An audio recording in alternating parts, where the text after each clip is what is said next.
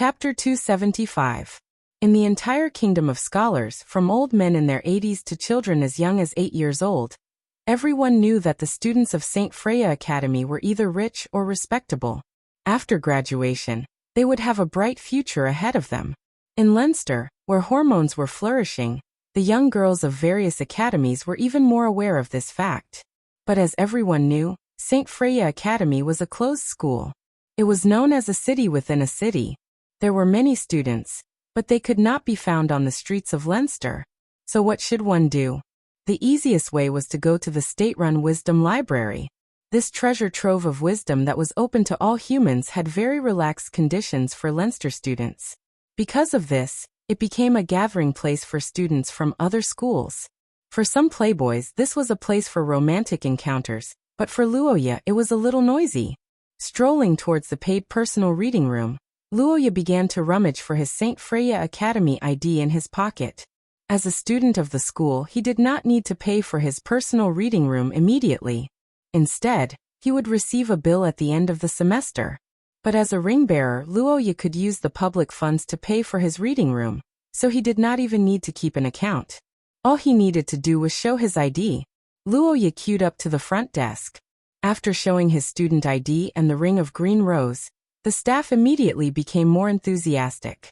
They even pointed out the brightest rooms for Wuxia. The black-haired boy thanked them politely and picked the one closest to him. It had to be said that ring-bearers were treated well in the school. Not only were they respected, but the access to the state-run Wisdom Library was also higher than that of ordinary students. This was a great help to Wuxia, who only gained experience by reading historical documents. The personal reading room in the state-run Wisdom Library was not bad. Although it could not be compared to the Nua Ayer's personal reading room in the Holy City Royal Library, it still had a simple academic style. A table, a chair, a small bookshelf for books, a coat rack for clothes, a lamp, a white notebook, and a pen. These were all the items in the reading room of the National Wisdom Library. It could be said that it carried out pragmatism and was full of academic style. As a student, Wuxia agreed with this. As a student, he should learn knowledge and temper his will, not indulge in luxury. The environment of the library in the holy capital was good, and Roja's identity was the young master of the Akate family, so there was nothing wrong with using the library. But as a student of the St. Freya College, Roja preferred to be simple. Sitting on the chair, Wuxia began to study by himself. With no one to disturb him, the teenager's reading speed increased a lot. The ability brought by his bloodline allowed him to read the real part of a book without too much time, and extract the essence of a book in the shortest time possible. After 2 nights of dreams, Wuxia could basically confirm that the location of his battle was near the academy. Then, after understanding the enemy in the dream, Wuxia should also understand the battlefield of St. Freya Academy. As a new student, Wuxia was not familiar with the various facilities of the academy. If he was surrounded by enemies and did not even know how to escape, this was undoubtedly very disadvantageous. Wuxia had to attend classes every day and did not have much time to walk around the academy, so looking for the academy's architectural design here seemed to be a good choice. Thinking of this, Wuxia went to the library area, but not long after, he looked at the rows of bookshelves and felt troubled. The academy's architectural design, this kind of thing is usually not open to the public. Where can I find it? The latest version of St. Freya Academy's map is located in the library area 3, on the 12th bookshelf. Requires a certain level of authority to borrow it. Is that so? Thank. Hearing the answer, Wuxia turned around and thanked him, but there was no one behind him. This overly strange situation made the youth widen his eyes and look around, but there was only a forest of bookshelves nearby, and the surroundings were also silent. Where's the person? There was a female voice just now. Good afternoon, Your Excellency. Are you looking for me? Behind the strange Wuxia, the voice came again. Hearing this, the youth suddenly raised his head, only to find that the source of the voice was a shimmering crystal ball. What the hell is this? You are? Respected ring-bearer, artificial elf Margaret is at your service. Artificial elf? What is that? Wuxia widened his eyes and looked at the light above his head, puzzled. One must know that as a history enthusiast, Luoya was not an ignorant youth that could be found everywhere. After so many years of reading, he could be said to be knowledgeable, but even he had never heard of artificial elves. Xia's elves had many legends, such as the origin of the soul, the first life form, and a mess of titles in the academic world, but without exception, they were all high and mighty, unknown to humans. The origin of the elves was not even known. An artificial creation was simply impossible. Besides, even if it was really created, it would be a big news that would shock the entire human world. How could Luoya not know? Moreover, he had never seen such a thing appear in Recorder's eye. It's impossible to artificially create elves, at least not now. What exactly are you? The overly unexpected situation made Luoya vigilant, narrowing his eyes and staring at the crystal ball above him as he questioned. Margaret was silent. The crystal ball shone, and the surroundings were silent. Under Luoya's sharp gaze, after a long time, the artificial elf finally gave another explanation. Sorry, your authority has not reached the level of unlocking. Please understand. Chapter 276. In the evening, the black-haired young man walked out of the library, rubbing his glabella and heading toward the teaching area. There were many blueprints of the state-run Wisdom Library, but they were all very professional designs. As a non-professional, Luoya felt deeply exhausted after studying them for an hour. But fortunately his hard work paid off. After this inspection, Luoya figured out the structure of many buildings on campus. In the future, he didn't have to worry about running around like a headless fly in the dream world anymore. And after completing a part of the mission, it was time for him to face his strict teacher again. As usual, Luoya walked carefully in the cloak and gave the same command that left him speechless. He pushed open the door to classroom 14 of the first teaching area and gazed at the young lady standing on the podium.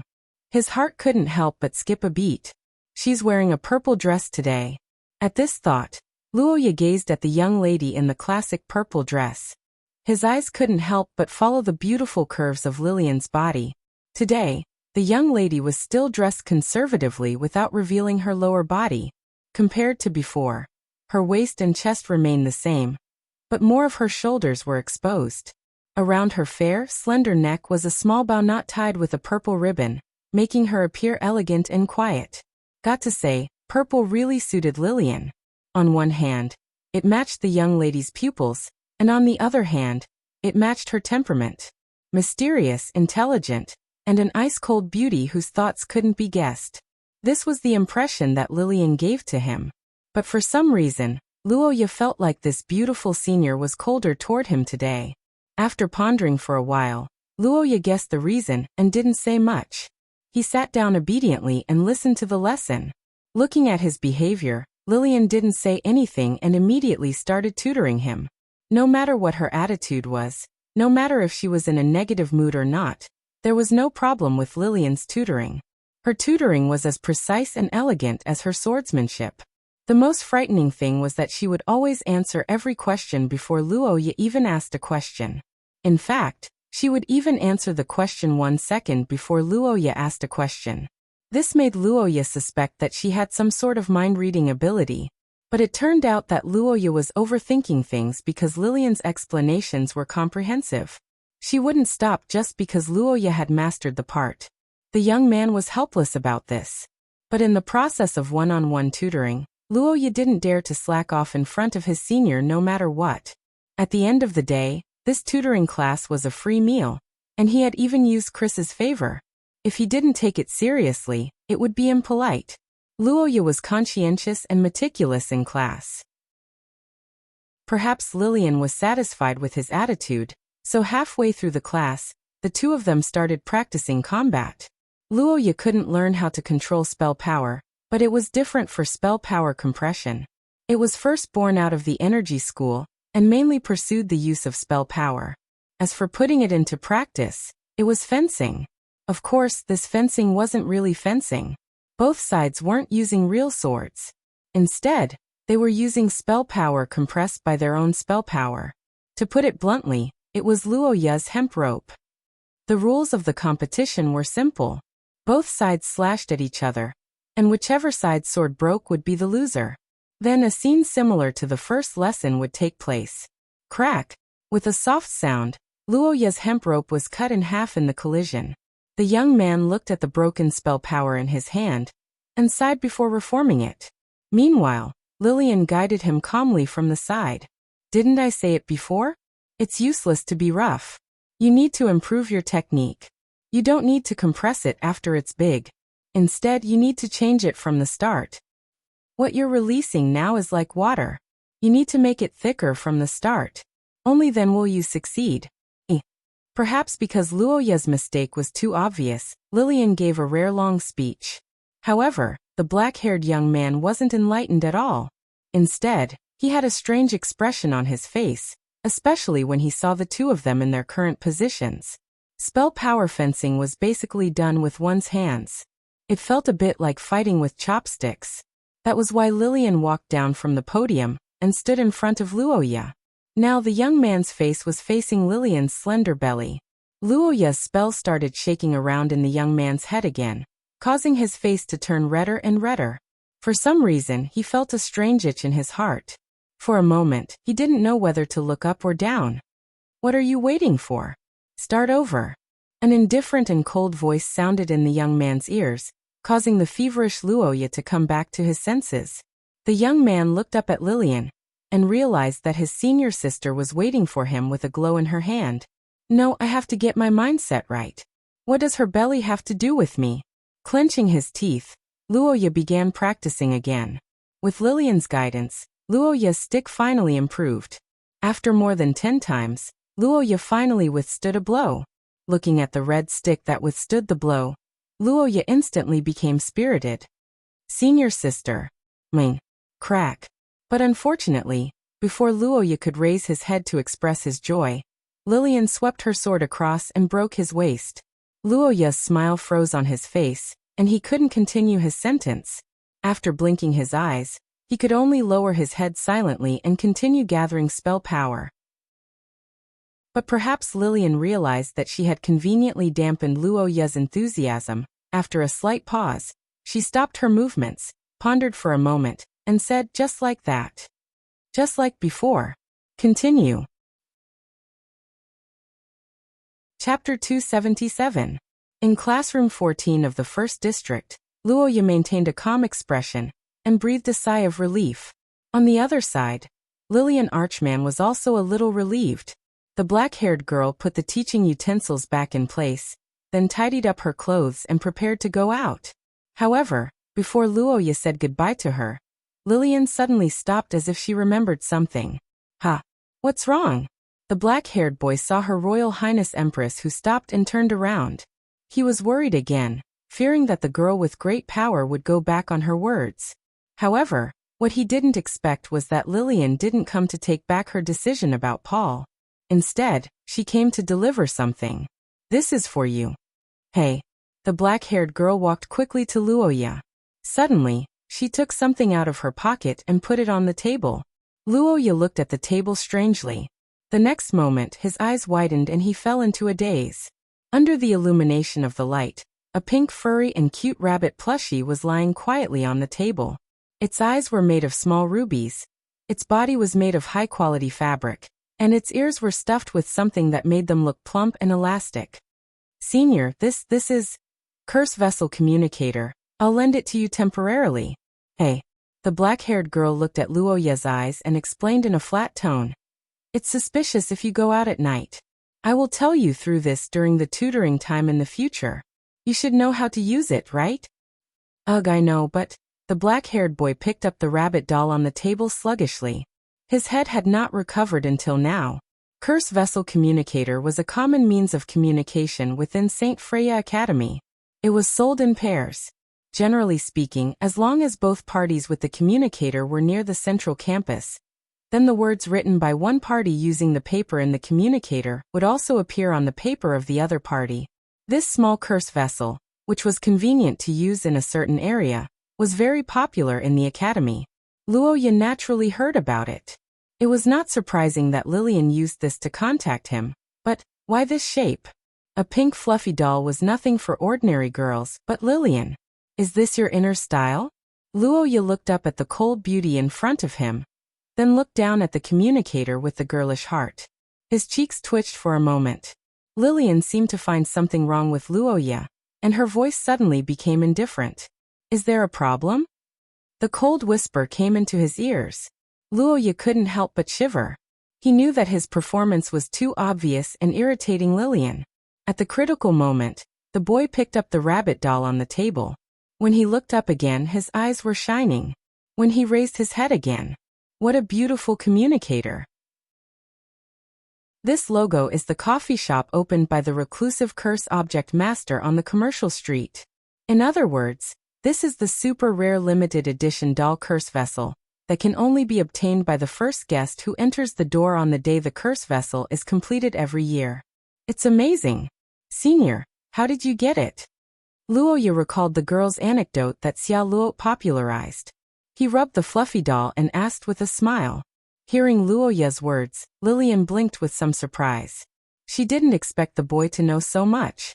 The atmosphere around her relaxed a lot, and the girl thought for a while and replied. It's not difficult.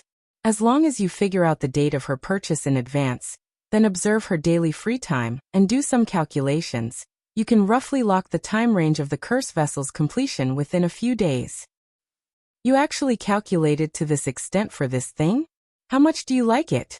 Luoya complained wildly in his heart, and the smile on his face couldn't be maintained. He pinched the rabbit's elastic fluffy ears in his hand and hurriedly thanked her. It's really beautiful. Thank you, Senior Lillian. I will keep it carefully. Is it? That's good. The black-haired girl said calmly, then turned and left the classroom. Luoya looked at the closed door for a long time, then he looked at the fluffy doll in his hand. Suddenly, he felt that he understood Lillian better. The thing she likes is actually so girly. This is not even the content in the game. But thinking about it, Lillian's dressing actually has some girly elements, but she is too cold, so it can't be shown at all. Why do I feel that she's quite cute? Thinking of Lillian calmly using the rabbit doll communicator, Luoya felt that the picture was inexplicably cute. It made his stereotypical impression of Lillian fade a lot. There was just a problem. This thing, do I have to carry it with me every day in the future? Chapter 278. A month later. In the bedroom of Tsang Hall, the black-haired boy on the bed opened his eyes with the sound of the alarm clock. It had been a month since the beginning of spring. The weather gradually warmed up, and the quilt on Luoya's bed became thinner. Amidst the ringing noise, the boy reached out and gently waved his hand, and the noisy alarm clock was turned off. The disturbing noise disappeared, but unlike before, Luoya didn't sit up today. Instead, he laid on the bed and looked at the ceiling to rest. In Wuxia, the students also had a rest day. Today was a rest day, so although the alarm clock rang as usual, St. Freya Academy was different from the usual tranquility. But as the saying goes, everyone has their own fate. While others were resting, others were working overtime. Luoya's life could be said to be the leader of the overtime world. He was working overtime even in his dreams. Sighing softly, Luoya raised his hand and looked at the black rose ring that was still flickering with a faint fluorescent light. His face showed a gratified smile of an old father looking at his child. It's good to grow up again, but it's really tiring. The black-haired boy recalled the situation in the dream and sighed.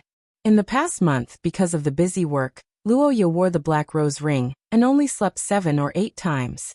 Every time, he fought with the priority of safety. Basically, he carried out a one-on-one kill on the black-armored soldiers. After many battles, Luoya found that the only ones who had the ability to unify the campus at night were the black-clothed clergy. Since Luoya appeared, every time they went out, they would bring more than 5 guards with them. And when they weren't there, the black-armored soldiers would gradually disperse over time. Holding his forehead and sighing, Luoya felt a headache because of the current chaotic situation. The only thing he could pray for was that he could quickly unlock the Black Rose ring, and obtain the second authority, and get some clues from Margaret. During this month, Luoya could be said to be extremely busy. Most of his thoughts were occupied by the faction and the consultation department. Fortunately, everything went smoothly. After Paul's hard work, Luo Ye's faction had reached the scale of dozens of people in a month. Although the number of Nuo Ir members was not much compared to Xia Luot, and most of them were still in the experimental stage, it was still a faction that was progressing rapidly from scratch. Today, the members of Luo Ye's faction were mainly local students of the country of scholars, and the children of aristocrats of small countries other than several major countries. They were all well-behaved after preliminary observation. After Luo Ye delegated power to the original protagonist group, Paul also successfully found one of them. Jarek Stevenson, gray hair, blue eyes, short height, relatively thin and handsome face. He was the son of the Marquis of Pender, the country of knights, and Paul's roommate. In the original Recorder's Eye, he was the good brother of the protagonist Paul, and a character who would be of great help to Paul in the future. The Stevenson family was a great aristocrat of Pender, the country of knights. It had a history of hundreds of years. Many of the family's martyrs had participated in the war against the aliens. It could be said that they had many famous generals. They belonged to a military family similar to Luo Ye's Akate family. Of course, in terms of size and influence, the Church of Saint Maester was far superior to Pender. The Akate family's status as one of the 5 major aristocratic families was also far stronger than the Stevenson family. Therefore, although they were both sons of marquises, strictly speaking, Jarek's status was far inferior to Luo Ye. Even so, he was still a famous aristocrat. So the question was, why did such a famous family's son, who normally lived in a single room, become Paul's roommate? The answer to this question puzzled Paul for a while until Jarek came to see Luo Ye. In order to show his sincerity, he told him everything. To put it simply, this young master sneaked out because the Stevenson family did not support him to come to St. Freya Academy. Yes, this was the reason why Jarek sneaked out. In fact, in the current student file, Jarek was also using a fake identity. He was using the fake identity of Pender. On paper, he was the son of a businessman and had nothing to do with Pender. When he heard this, Paul was stunned. He looked at the thin man beside him. No matter what, he did not expect that the person who shared a room with him every day was the son of a marquis. At the same time, he was very puzzled that the Stevenson family did not support him to come to St. Freya Academy. In Paul's opinion, the opportunity to become a student of the academy was a dream of many people. But Luo Ye knew a thing or two about this kind of situation. In fact, the problem was not with the Stevenson family but with Pender. To put it bluntly, Pender was a more abstract country. A considerable number of their traditional aristocrats had the following thoughts. What? Curses? That's something only girls use. Real men should just go up and chop them. It's normal to chop them to death. If you can't chop them to death, it's because you're too weak. Oh, you can learn how to illuminate. That's right, this was the brain and muscle of Pender, the country of knights. It was also the reason why Pender, a big country, had the lowest percentage of students in St. Freya Academy. As a traditional family of knights, the Stevenson family was even more obsessed with the idea of breaking through everything with one force. Therefore, even if Jarek's talent in physical arts and swordsmanship was far less than his talent in spellcasting, the Stevenson family still wanted him to go to St. Freya Academy in Pender, which was the most famous gathering place of Xia. Jarek's situation was not an exception. In fact, there were many people like him in Pender. Most of them listened to the arrangements of their families, but a small number of them did not want to waste their talent, and would find ways to change their identity, and go to St. Freya Academy to study. The so-called industrial chain was created to meet this demand. As for young Master Jarek's situation, it was actually because he did not bring enough money when he ran out. After a lot of trouble, he did not have much spare money when he arrived in the country of scholars, so he could only live in the cheapest 2-person dormitory. After listening to the gray-haired youth's narration, Paul completely understood the situation of his roommate. He lamented that the Marquis had condescended to his status. Luo Ye and Jarek's eyebrows twitched at the same time. Have you forgotten that you're a prince? Luo Ye thought so in his heart, but he did not refute it. Instead, he carefully thought about the situation of Jarek, the new member. He, who knew part of the plot of Recorder's Eye, actually knew that the reason why the Marquis' son from Pender came to study here was actually only half of the story. If he remembered correctly, The biggest reason why he chose St. Freya Academy instead of St. Freya Academy was to avoid his fiancée, a daughter of the Duke of Pender named Brittany. Unfortunately, his plan was destined to end in failure, because Brittany was also a member of the protagonist group. If Luoya guessed correctly, she should already be on her way here. Brittany's arrival would cause a commotion, but in the end, she would choose to stay in St. Freya Academy and join the consultation department. In other words, Luoya basically obtained two capable people at once, and both of them were the sons of powerful nobles in Pender, the country of knights. After confirming that the faction cadres had a living allowance and lived in Song Hall for free, Jarek officially applied to join. After Luoya approved, in order to frustrate his arrogance, he had a battle with him in the arena. Chapter 279. It was a blood-red letter. If it was in his previous life, Luoya might not be surprised. After all, many love letters on Valentine's Day were of this color, which represented sincerity. But in Xia, this color represented an ominous one. After all, people in modern society were used to peace and rarely saw blood, so they were not very sensitive to this color. But in the public security situation, which was far worse than Xia in his previous life, this color would arouse people's vigilance, especially for transcendence. This color of the envelope was an obvious warning. When he found this letter in the mailbox early in the morning, Jellic originally thought it was a letter to cause trouble. After all, because of his roommate Paul, there were always some scoundrels who did not dare to show up at night, who would send all kinds of insulting letters to the mailbox of the consultation department. He was very angry about this, but there was nothing he could do. But adhering to the strict style of a military family, Jellic would still take a look at the content even if he was annoyed. But what he didn't expect was that he saw the problem today. This was a letter of entrustment, and it was very long. There were 3 pieces of letter paper, and it could be seen that it was a very serious request. Judging from the handwriting, it was likely to be written by a girl, but the content inside was too strange. The most important thing was that there was no signature. It should be because of the content, so the client used this color of the envelope to attract our attention. But the content inside is really too involved. Jellic handed the letter to Luoya with both hands with a heavy expression, and explained the reason why he took an hour to rush back from the central campus in the morning. After receiving the letter, Luoya did not read it directly, but called a servant to add a chair. "Sit, eat something first." "Ah, thank you, Minister." Feeling Luoya's attention, Jellic smiled and sighed for the other party's thoughtfulness. As a student organization, the consultation department naturally couldn't start its business so early. In fact, Jellic didn't have time to move to Pale Hall, and he had the habit of doing morning exercises. Today, when he was running, he found this letter on the way through the mailbox. After noticing that there was a problem, he took the first carriage to Pale Hall, so he definitely didn't eat breakfast. Gerlach was so hungry that he stuffed food into his mouth. Paul was preparing for the meal.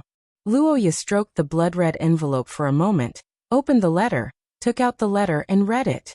The content of the entire letter was very complicated, but in general, it was a letter asking for help. The content was to ask the consulting department to help find a senior named Shirley Lawrence who might be on campus. After reading the entire letter, Luoya handed the letter to Paul and leaned back in his chair with his eyes closed.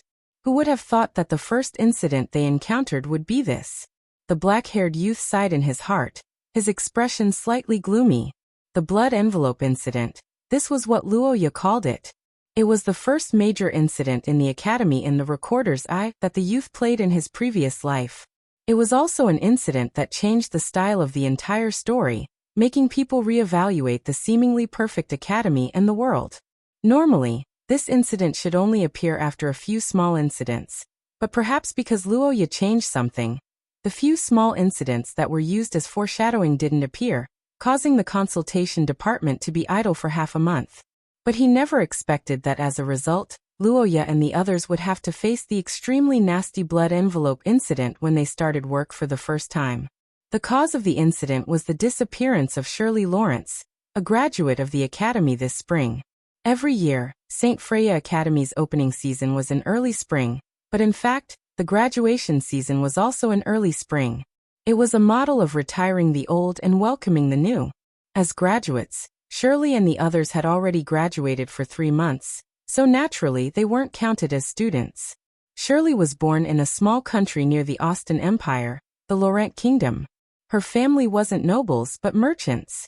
She was the second daughter in the family, and had an elder brother who inherited the family business, as well as a few younger sisters.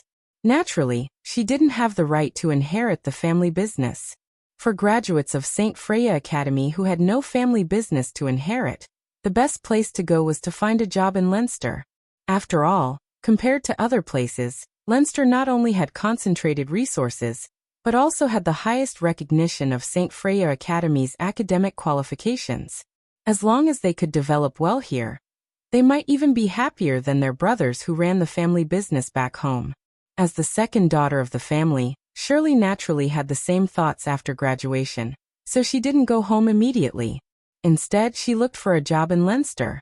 But she didn't expect the unexpected. Shirley's elder brother and sisters were unfortunately caught in a flash flood when they were traveling, and they died while she was staying in Leinster. Her parents, in their grief, immediately wrote to Shirley to inform her of the incident and asked her to go home. Without a doubt, the Lawrence family, who only had one daughter and a family business, could only take in a son-in-law. Shirley went from being one of the many children to being the only child. Although it was a little heartless, from a personal point of view, Shirley's future life became better after this tragedy. However, something strange happened next. Shirley's parents didn't receive their daughter's return in a hurry. Instead, they received a reply letter. The content of the letter was that Shirley had found a job in Leinster, met a boyfriend, and wanted to start a new life. She thanked her parents in the letter, and said that she didn't want to go home for the time being. At first, Shirley's parents thought that the letter was sent by their daughter before she learned of her elder brother's death, so they didn't pay much attention to it. But as time passed, Shirley didn't return. The Lawrence couple, who only had one child at home, thought that their daughter couldn't bear to part with her boyfriend, so they traveled a long distance to Leinster to pick her up, only to find that their daughter had already gone missing. More importantly, according to the receipt records of the Leinster post office, Shirley had actually received a letter from her parents. In other words, she already knew that her other children had died. The letter sent back to her hometown was sent a few days after she received it. It wasn't handled personally, but sent from a public mailbox to the post office. Then here came the question. Would a person who knew that all her siblings had died in an accident happily write that she had a new boyfriend and didn't want to go home? Would she give up her right to inherit her family's fortune for a new job? Obviously, this was impossible. Therefore, the Lawrence couple thought that their daughter had been kidnapped and immediately chose to report the case. However, Shirley stayed alone after graduation and didn't have any social connections. The Leinster police didn't find any clues after a round of investigation, so the matter was left unsettled. Although the police gave up, the Lawrence couple didn't.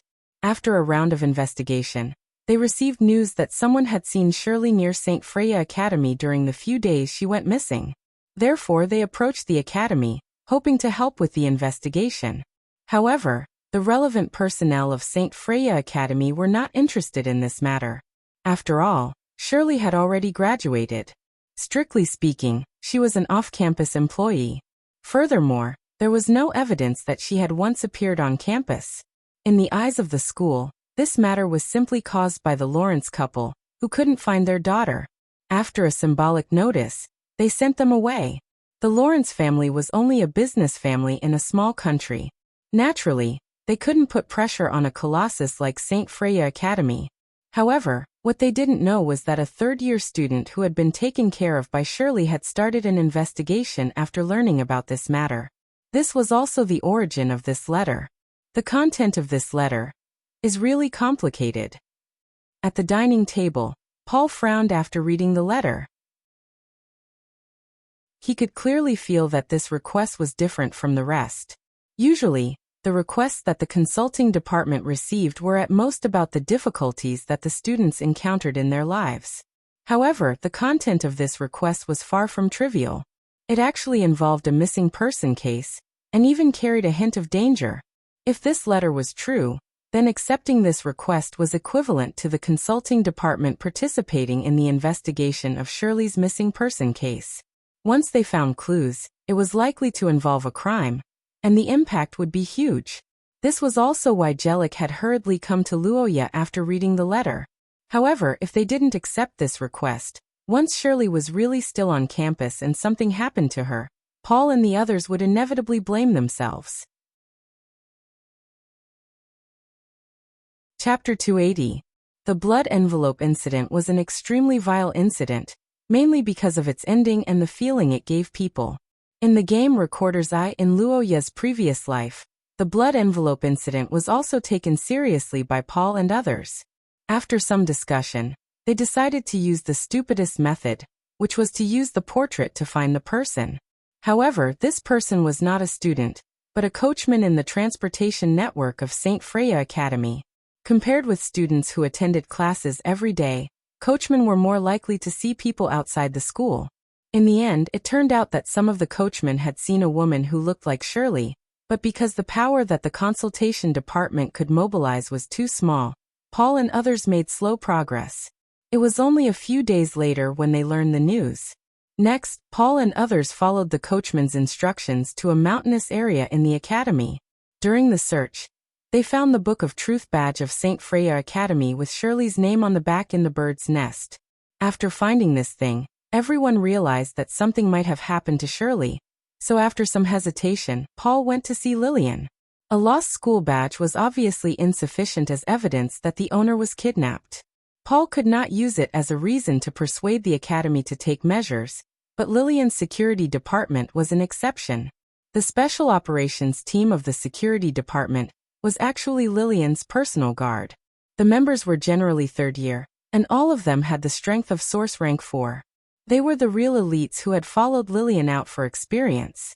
There was no problem in loyalty. They were the team that she cultivated for the future, and the strongest armed force in the entire St. Freya Academy. Paul successfully convinced the other party with his relationship with Lillian. Lillian immediately dispatched the security department to conduct a search, and the blood envelope incident was completely exposed to the world. According to the final investigation results, the blood envelope incident was actually a cult murder that had lasted for many years. The culprit was a faculty member in the academy and more than a dozen cultists hiding in the wine cellar in the mountain. This faculty member used his position to check the student information, and specifically selected non-aristocratic families like Shirley, who had many siblings, stayed alone in Leinster after graduation, and had no local social connections. He kidnapped and killed them to provide human experiment materials for the cult. In a few years, more than a dozen graduates had been killed. That's right. Senior Shirley, whom Paul and the others had been searching for, was no longer around from the very beginning. Later, they found the underground cellar of the cult's human experiments. There were no scenes of that place in the game. There was only one word to describe it: hell on earth. This incident had a great impact on a series of people, including Paul and Lillian. However, this was not all. The most infuriating and unacceptable thing for Luoya was the outcome of this incident. The sender of the bloody envelope was dead. A few days after the letter was sent, the only person who cared about the Lawrence couple, who had lost all their children, was killed. In fact, she had already been targeted in the process of running, and died in the last darkness before the light. On the other hand, her murderer, the clergyman, was alarmed by Paul and the others' vigorous search and successfully escaped from the law with the cultists. The blood envelope incident was a failure. The final outcome was the death of the searcher, the death of the sender, and the escape of the cultists. Justice and justice were not upheld, and the sinners were not judged and punished. This overly real and abominable result dealt a heavy blow to a series of people, including Paul, making him fully aware of his own shortcomings. However, a game was a game. In reality, Luoya could not swallow this shit no matter what. It was purely a joke to let the heinous cultists go unpunished. Luoya had been taken care of by the cultists since he was young, and had even been assassinated. He had a huge grudge against this group of bastards. Those who should live would live, and those who should die would die. This was Luoya's goal, and his priority was the first. Save people first, then kill people. So after receiving the bloody envelope, Luoya, who decided to accept the commission, did not take the path of the original work. Instead, he immediately began to look for the sender of the bloody envelope, hoping to save the only person who still had hope in this incident. However, there was a big problem in this matter. Luoya did not know the identity of the sender. It was not that Luoya's memory was bad, but in the recorder's eye, this paragraph was a narration describing the outcome of the incident that Paul heard. The name and appearance of the sender did not appear in it. The picture was Paul's memory. It was the beginning of the incident, and it was also the last bloody envelope of the sender's life. The lack of this information made Luoya's progress very difficult. The main reason was that the letter appeared late at night. It was basically certain that no one in the consultation department had seen the sender, and it was probably too late to find the possible witnesses. After understanding that there were no direct clues, Luoya also thought about whether Margaret of the School of Management would be monitored, but he shook his head when he thought of the building of the consultation department. The place where Margaret existed must have a crystal ball. This thing existed in all major teaching facilities, but there was no such thing in the consultation department building on the edge of the central campus. There was no such thing in the entire student group activity area nearby. After all, Margaret was responsible for managing the college facilities, not the students. It seemed that the only clue was this letter. If he couldn't find it, he could only launch a large-scale search. Luoya at the dining table thought so. He opened his eyes and studied it with the other two people. Can you roughly deduce the sender based on this letter? After hearing that Luoya wanted to find the sender, Paul had no doubts and decisively supported him. After all, the consultation department was now the front desk of the Blue Rose faction. If they were mobilized on a large scale because of a fictional matter, they would undoubtedly be treated as a joke. Therefore, it was natural to find the sender first to confirm the authenticity of the letter before acting. Regardless of the reason, the three people had the same goal. Under the observation of Luoya and others, the sender's identity was indeed revealed. This girl should be from Austin. Hey, brother Luoya, how did you know? The sentence. In Paul's surprised gaze, the black-haired boy narrowed his golden eyes and pointed to a sentence in the letter. Chapter 281. An hour later, on the outskirts of the school's central campus, the butterfly dance pavilion. Among the butterflies dancing in the flowers, red roses were blooming everywhere. A black-haired youth leaned on his cane and admired the beautiful scenery nearby, praising Xia Luo's foresight in choosing a place to stay. The butterfly dance pavilion, one of the famous attractions of St. Freya Academy, was located less than an hour's walk from the school's central campus. It had always been popular among the girls, but among the generations of ring-bearers, there were very few who chose it as their personal building. Because unlike Luoya's Ashen Hall, this building's annual maintenance cost was astonishingly high. The reason why the butterflies in the butterfly dance pavilion lived so well was because there were many pocket-sized butterfly houses in the building, and the entire garden had a temperature control barrier. The maintenance cost of these facilities not only consumed the school's allocated funds, but also required the ring-bearers to fork out a large sum of money to maintain. One of the greatest benefits of the ring-bearers was having their own personal building and training ground, and they could use the school's funds for free. But this butterfly dance pavilion not only did not save money, but also made people pay for it. This kind of situation was naturally unacceptable to most people, but Xia Luo was an exception. When she heard that this butterfly dance pavilion actually had a DVD of the Austin Empire's Rumen Forest, Xia Luo decisively chose it as her personal building. The school's suggestions were all rejected, and the school could do nothing about this young lady's willful behavior. Who told her to give so much? So this building, which was originally not reserved, was allocated to the young lady of the school's biggest financial backer, the Sorofia family. The renovation process took a month, and the entire Wild Rose faction was broken up in this month. Until now they had not moved yet, so it was quite secluded. Luoya smelled the fragrance nearby, and turned his head to observe the butterflies that were motionless on his shoulder. Behind him, the reddish-brown-haired girl held a blood-red envelope in her hand, and carefully observed it. "Dear, is this the only letter?" Seeing that Xiao Luo seemed to be in a difficult situation, Luoya turned around and asked. The reddish-brown-haired girl thought for a moment and nodded lightly. Yep. Although I don't have a name or specific information, she used a spell, so the specific divination conditions are valid. However, the more vague the conditions are, the more vague the results will be. So, you need to be mentally prepared. It doesn't matter. Just give me a general range. Luoya said as she spread out the map of St. Freya Academy on the table. The reddish-brown-haired girl nodded, and took out an Austin Empire gold coin and walked to the table. Using gold coins from the Austin Empire from hundreds of years ago can probably increase the accuracy. The rest will depend on the traces of the spell she left behind. As Xiao Luo spoke, a strong wave of curse power began to spread from her body to the surroundings.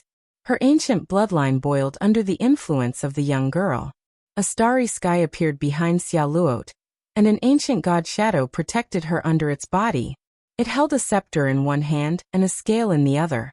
It was the arbiter of fate. Ding! At this moment, light gathered in Xiao Luo's hand. With a flick of her finger, a dark golden coin was thrown into the air. After a long flip, it landed on the table where the map was placed. After bouncing for a long time, the coin was deducted, and the final result of the divination was revealed. This places, the reddish-brown-haired girl's spell power slowly retracted, and the golden divine elephant also disappeared. Xiao Luo walked to the side of the map and looked carefully. She found that the coin was located in a dormitory area near the central campus. This is the third dormitory area. The buildings are relatively new and close to the commercial street.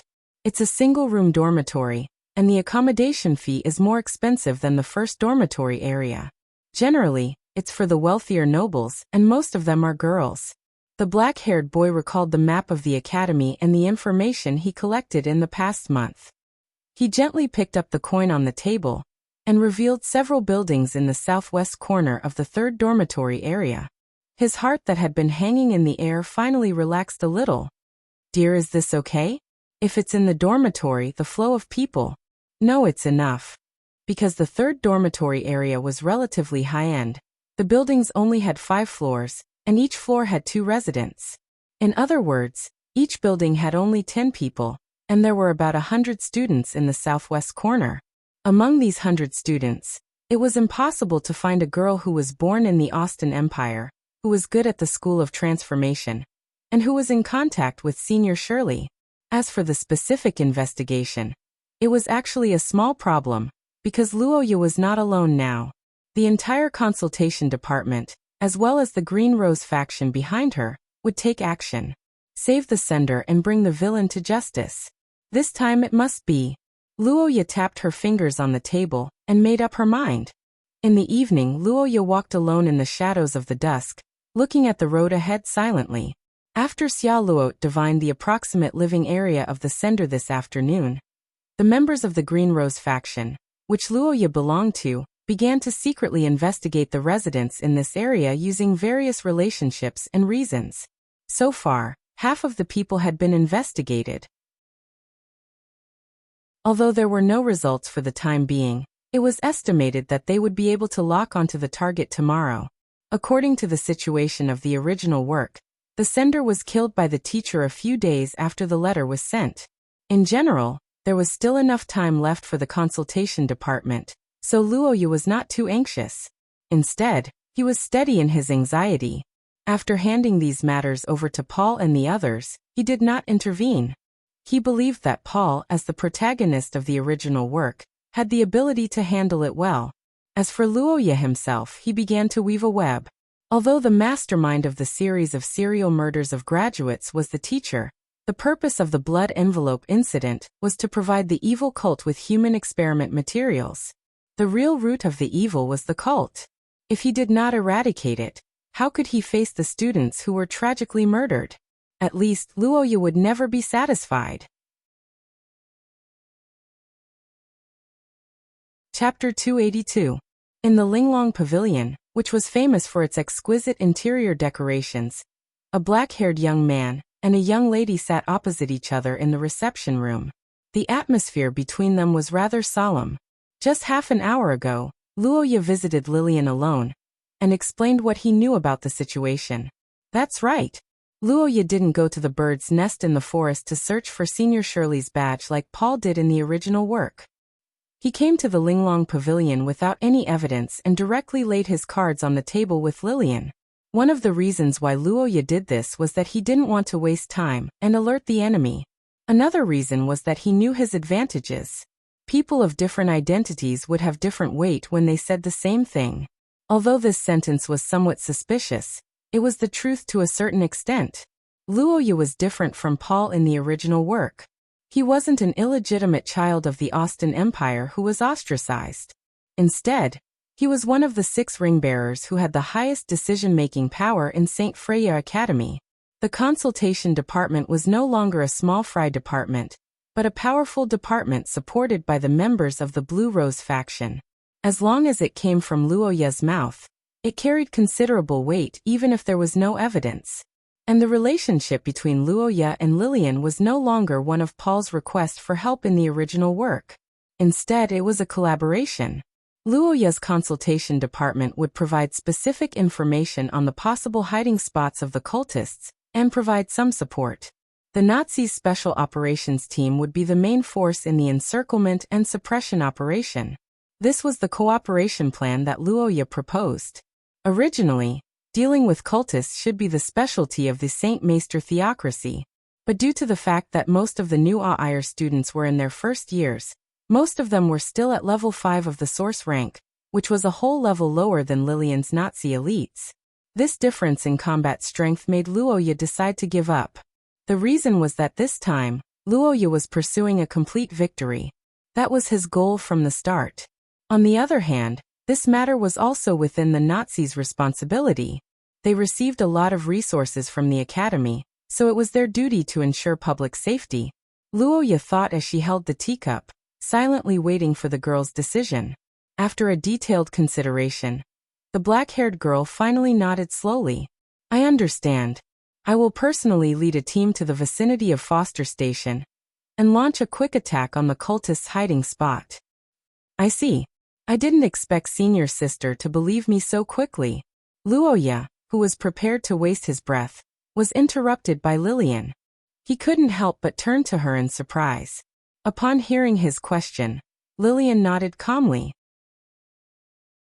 Although there is no evidence, I don't think you would lie about such a serious matter.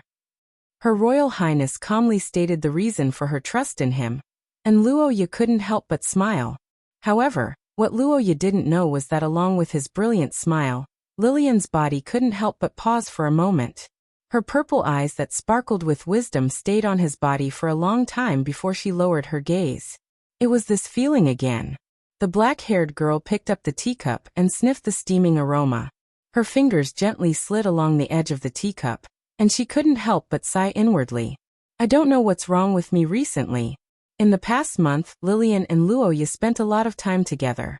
They attended classes together during the day and had to make up lessons at night. Through this constant contact, especially the practice of the spell compression class, Lillian naturally had a certain degree of understanding of Luoya. He was serious in his studies, tenacious in the face of difficulties, and unwilling to admit defeat. However, his personality wasn't too strong and was more of a gentle type. But just like the murderous aura in the beginning, Lillian also discovered some peculiarities about this young man. For example, Luoya had a lot of troubles in his heart that didn't match his age. The so-called troubles in one's heart were the product of worry, fear, vexation, and other emotions piled up together. Its creation was inevitably accompanied by enormous pressure. In other words, Luoya lived in a high-pressure environment almost all year round.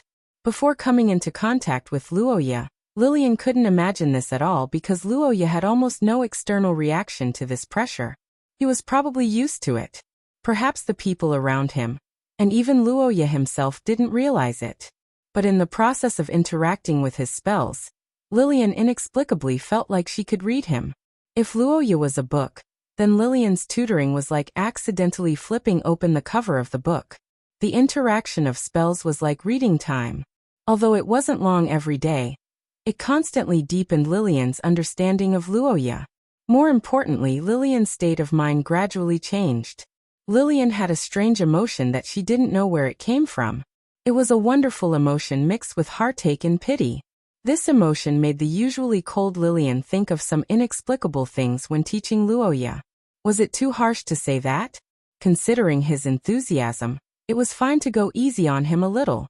Such thoughts that had never crossed Lillian's mind when she was tutoring Luoya in the past flashed through Lillian's mind. Lillian liked how Luoya would smile brightly whenever he improved or when he heard her ambiguous words of praise.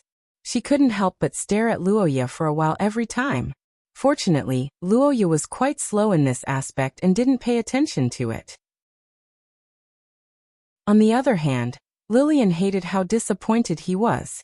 Every time she saw him, she would feel as if something was pressing down on her heart. She would subconsciously tone down some of her harsh words. This time, Luoya came to visit her alone. It wouldn't be an exaggeration to describe what he said as shocking. But even so, Lillian still believed him after analyzing the situation. It could be said that this was inseparable from the 1 month they spent together. You said before that the consultation department has identified 2 suspicious locations. In that case, my operation team will also be split into 2. We will each lead a team. That way it will be safer. Lillian took a sip of tea as she sensed the subtle emotions in her heart. But to her surprise, Luoya actually hesitated after hearing her words. Then he said something that Lillian couldn't help but frown slightly. "Senior sister, I have some other ideas about this." The black-haired young man thought for a while and told her his battle plan. Chapter 283. Murti-Sani, a third-year girl. She wasn't tall, had a slightly thin figure, and had black hair and blue eyes. Her appearance was typical of the Austin Empire. St. Freya Academy was an academy where more than half of the nobles in Xia gathered. Although the Sani family had some assets, the identity of a viscount's daughter wasn't that noble. In addition, Murti's results in actual combat were mediocre. Therefore, even though she was a third-year Austin, she didn't join Lillian's Purple Rose faction. She met Shirley in a small musical instrument club. The 2 of them were juniors and had performed together at the Academy's anniversary last year. It could be confirmed that they had a deep friendship. After reading the entire report, the black-haired young man at the end of the long table crossed his arms and pondered. On both sides, Paul and Gerlach, who had heard Luoya's summary of the incident, also had heavy expressions, waiting for the next instructions. They had to admit that the current situation had completely exceeded their expectations of this strange department. Originally, Paul only wanted to set up an organization to help students in trouble, just like how Luoya had helped him. The worst-case scenario was to prevent school violence. But now they were unexpectedly involved in such a terrifying incident. That's right, this blood envelope incident was a cult incident that involved dozens of murders. It was a major case in any country's capital. What was even more terrifying was that this incident was like all other cult incidents. Only a small number of people could fully believe it. The teaching staff couldn't be trusted, the coachman couldn't be trusted, and the majority of the students couldn't be trusted. They could only rely on some members of the 2 factions. The third-year students who had experienced experience were still fine, but for the first-year students who had just entered the academy, this test paper was seriously out of their scope. In the quiet conference room, Paul repeated his deep breaths. His palms were sweating. In his half-year life as a prince and more than 10 years of farming life, he had never seen such a huge evil act. Gerlach, who was sitting opposite him, also had an ugly expression. The reason why the 2 of them were able to remain calm was largely because of the black-haired young man in front of them. After discovering their situation, Luoya opened her golden eyes and calmly persuaded them. Remember, don't panic when you encounter something big. It's useless to panic. Looking at the immature Paul in front of him, Luoya understood in his heart, but he also knew that this was something he had to go through. A truly strong person isn't someone who doesn't know fear, but someone who can overcome fear. A truly noble person isn't someone who doesn't know evil, but someone who can resist evil. Paul can become that kind of person, but it still takes time and a little help from Luoya occasionally. This raid on the evil cult gathering point is a joint operation between our 2 factions. Although Blue Hall's strength isn't enough, we still need to send some people. That is, the two of you and the elites who have been in the source class for more than a year. To all of you, my only request is for you to be safe. How many of you go must return? Don't fight with Purple Rose for credit. We have worked so hard for so long. Our only goal is to see justice be served. Nothing else is important. In terms of the combat power of the team, your level has already far surpassed that of an ordinary judgment team of the Holy See. The only flaw is that you are not mentally prepared. We can't make up for this, so we might as well not make up for it. I'll just talk about my personal experience instead. Luoya stared at Paul and the others in front of him and said concisely, "Kill him, Minister. Remember, I don't care about the difference in strength. When you see the evil cult members, kill them. I don't need the evil cult captives. What I need is for you to come back alive. If anything happens, I will bear the responsibility." Brother Luoya. Hearing the young man's words, Paul and Gerlach understood the style of this operation. They were moved. Luoya smiled. "It's good that you understand the focus of the operation. I can't care about the rest. After all, I have to carry out my own mission next," the black-haired young man said and silently picked up the information on the table. "Sorry, we don't have any news about Shirley here. She hasn't been here since graduation." "Oh, I see. Thank you, sorry to bother you." In the musical instrument store on the commercial street, a long-haired and artistic girl politely thanked the store manager after listening to his words. She turned her head and left with some disappointment. On the morning of the rest day, the commercial street was bustling with people. The dating couples were laughing and chatting happily. However, Melty, who was walking on the street, felt like she was in two different worlds. More than a week ago, Murdy met the parents of her former good friend, Senior Shirley, who had taken care of her. When they found out that Shirley was suspected to have gone missing in the academy, everyone else thought that it was the nonsense of an old couple who had lost all their children. Only Murdy was shocked and realized that something wasn't right. This was naturally not because the girl had any special ability. In fact, the reason why Melty was sure that Shirley was missing on campus was that she had a clue that others didn't know. That was the Curse Vessel Communicator. Curse Vessel Communicators were generally sold in pairs, and many of them were cute dolls. It was common for girls to give each other gifts to show their friendship. Shirley once received a communicator from Melty as a gift. It was a rather cute cat-style communicator. When the two parties were in the communication range, the doll's eyes would light up, and it would meow when it received the communication. Melty clearly remembered that one night after the start of the new semester, the cat's eye stone did light up for a short period of time. That time was around Shirley's disappearance. The girl was sure that Senior Shirley had indeed come to the college. However, there was no conclusive evidence. It was impossible to convince anyone with just one side of the story. For the friendship in her heart, for the Lawrence couple who lost their child, the righteous Melty launched an investigation alone. It had been more than a week so far, but everything was not as she wished. Chapter 284. St. Freya Academy's monthly break was a total of 5 days. This was a great thing for Luoya, because no matter how the students of the security department and the consultation department tried to hide it, their absence during classes couldn't be covered up. That's right. Lillian's Special Operations team, Paul, and the others had secretly hidden in the forest near Forster Station. Due to the distance and time constraints, they couldn't attend classes and carry out missions at the same time. Although the absence of a few people in a large class with hundreds of people wouldn't be noticed, the absence of teachers like Lillian and Luoya was still very obvious. Although Luoya felt that the possibility of there being cultists among the students was relatively low, he still couldn't completely rule out this possibility. Once the matter was exposed, this operation would become a wasted effort. The only reward was probably to protect the sender. Therefore, the best time to act was before the end of the holiday. According to Luoya's memories, the enemy did indeed make a move during this period. If he guessed correctly, it should be at the end of the holiday, right before everyone was busy preparing for classes.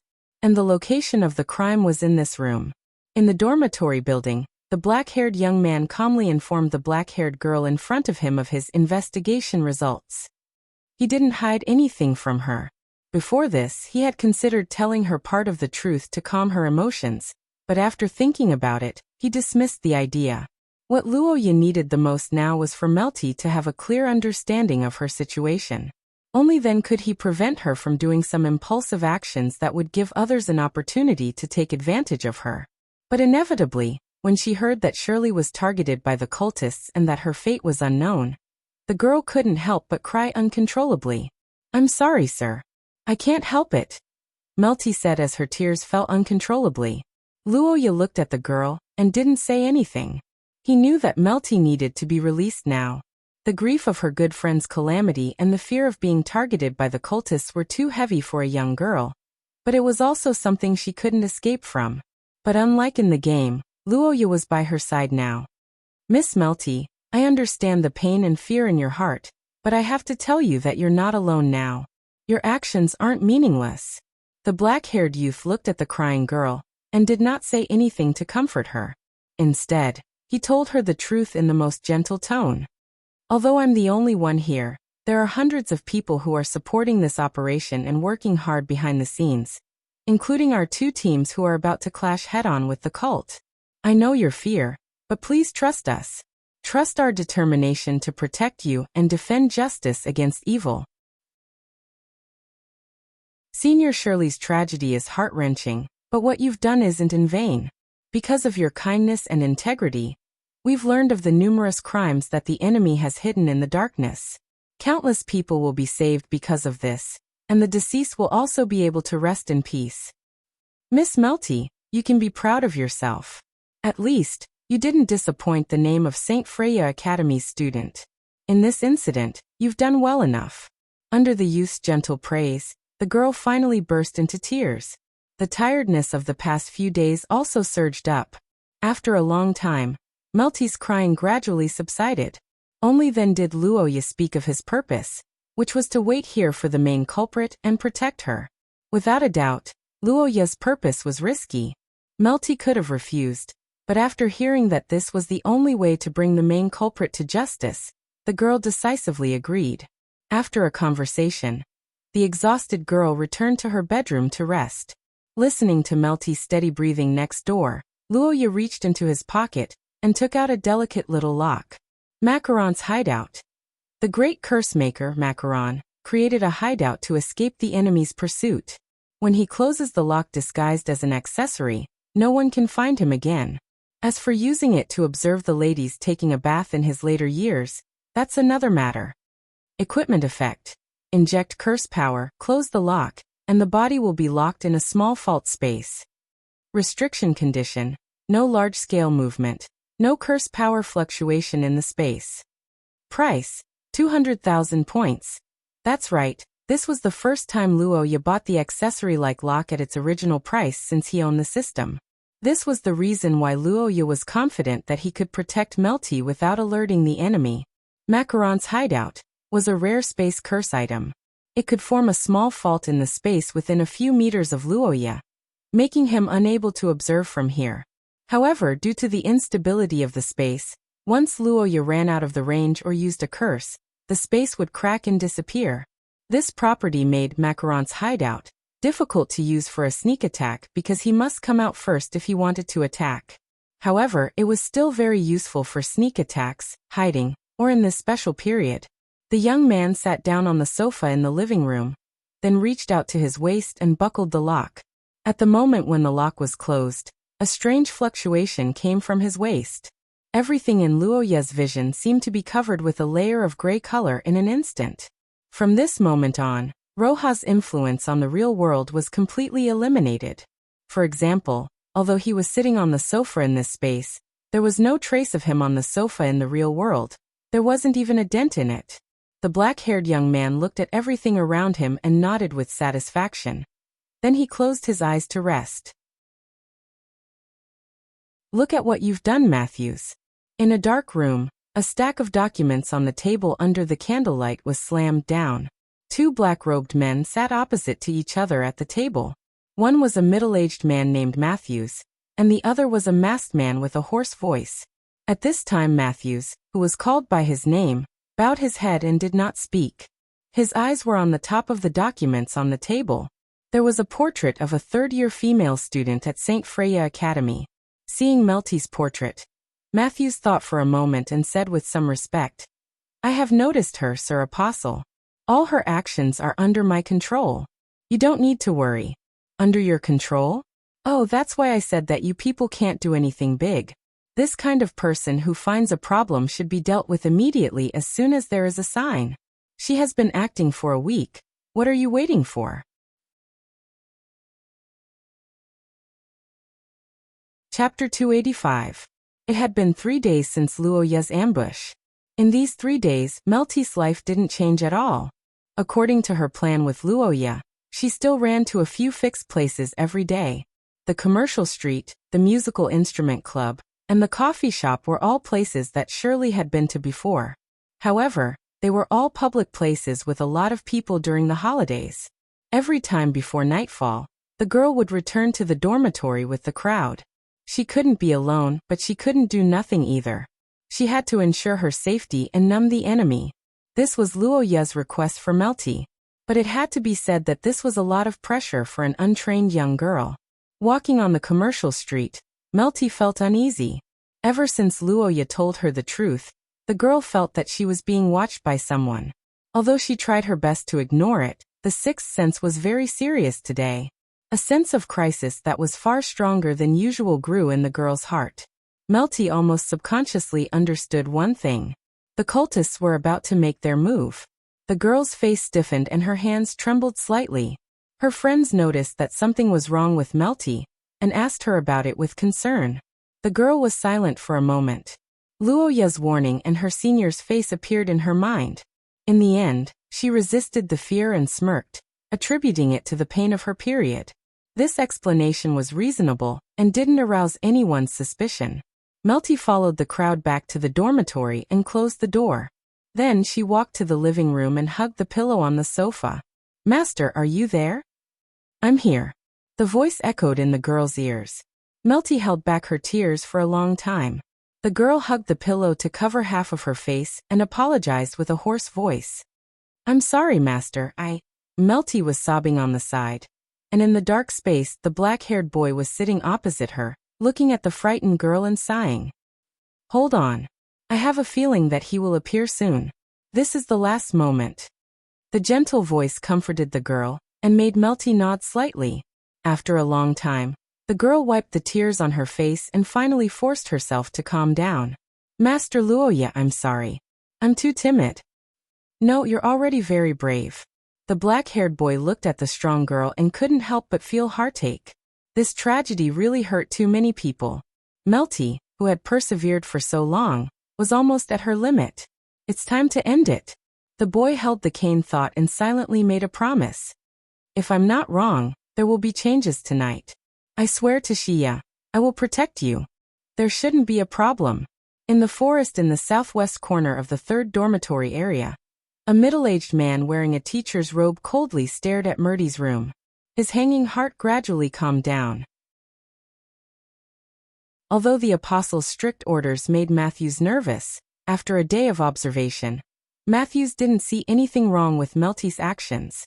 From the time she woke up and left the house to the places she went to, they were all the places she had been running around for the past few days. Although she had returned to the dormitory a little earlier these 2 days, that was nothing. As a student, she had been running around under the pressure of the academy for a week without any results. She didn't dare to feel tired or nervous. On the other hand, because the apostle was afraid of the new student, Matthews took the time to observe the so-called consultation department. However, the results made him feel less nervous. In the past few days, the so-called consultation department had students from the Purple Rose faction coming to cause trouble. Facing the third-year members of the Purple Rose, the first-year members of the consultation department were afraid. It was said that the 2 permanent deputy heads didn't dare to come. Every day, they stayed in the station to discuss countermeasures with that Luoya Rakat. In order to avoid being seen as retreating, the Purple Rose faction even dug up a swimming pool and hired a bunch of coachmen to transport the soil. This kind of cowardly behavior made Matthews laugh. What Akkad family? Isn't it just a noble family from the theocracy? How oversensitive. After his observation, Matthews did not care about the apostles' reasons for urging him. In his opinion, the apostles were once bitten, twice shy. The Akkad family might have been a threat to them in the past, but that was all in the past. Fierce in one generation, how could they be fierce in the next? In the past few decades, Matthews had never heard of any big news about the Akkad family. He didn't know much about them and had no interest in them. In his opinion, Leinster was the place with the highest density of extraordinaires. Any random scholar family would be much more powerful than them. Wuxia was just a talented kid with a level 4 source. What could he do? Moreover, he was now being suppressed by the Purple Rose. The relationship between the two parties had worsened because of the confrontation before school started. He who was in the academy had seen it with his own eyes. Chapter 286. After 3 days of not eating, drinking, or sleeping, Wuxia successfully waited for the prey. At the same time, in the nearby forest, the black-haired girl opened her eyes at Paul's reminder. The twin stone was a magic or unique to Shia. It was generally born when two were joined together. After being cut apart, when one of them was injected with curse power and emitted light, the magic in the other, or would also be stimulated. A crimson light flickered in the small stone in Paul's hand like blood, as if reflecting the surging killing intent under Lillian's calm appearance at this time. The girl stood up, and the nearby guards in the name of the security department immediately stood up together, and quickly divided into two teams according to the previous plan. Let's go. It was a simple sentence, but it carried a weight that was completely different from usual. In the darkness of the night, the group split into two groups and rapidly approached their destination. At the same time, the hoarse caws of crows rang out in the wine cellar. The butchers who were stained with human blood raised their heads and looked at each other. News from the bishop. There's a situation. Evacuate according to the plan. With the announcement, the cultists were busy, but they didn't know that everything was already too late. Screams. This was the sound that the soft-hearted Wuxia disliked the most in the past, because it represented pain. When it appeared, it represented suffering and was often a harbinger of bad things. However, today's matter was different. In the house, listening to Matthew's screams, Wuxia's depression that had accumulated for 3 days seemed to have been vented. The smile on his face became more and more brilliant with the passionate tone of his voice. The screams of a sinner may not be pleasant to the ears, but it was indeed satisfying. The teenager who hated evil as if it were his enemy commented, while the person who screamed leaned against the wall with an ashen face. Fellow student, what are you trying to do? Attacking a teaching staff is a serious violation of the law and school rules. Matthews, who only had one arm left, roared angrily, eager to buy as much time as possible. Since Wuxia appeared here, the situation was obvious. The first-year ringmaster and his department, whom Matthew had always looked down on, had seen Meldy's letter. Not only that, but they also carried out a secret investigation, and even released a lot of smoke bombs. Wuxia himself was waiting here. They had been exposed, so they had to retreat immediately. Matthew thought so in his heart, but on the surface, he looked like he was just passing by innocently. Secretly, he began to condense his curse power to control his injuries and prepare a killer move.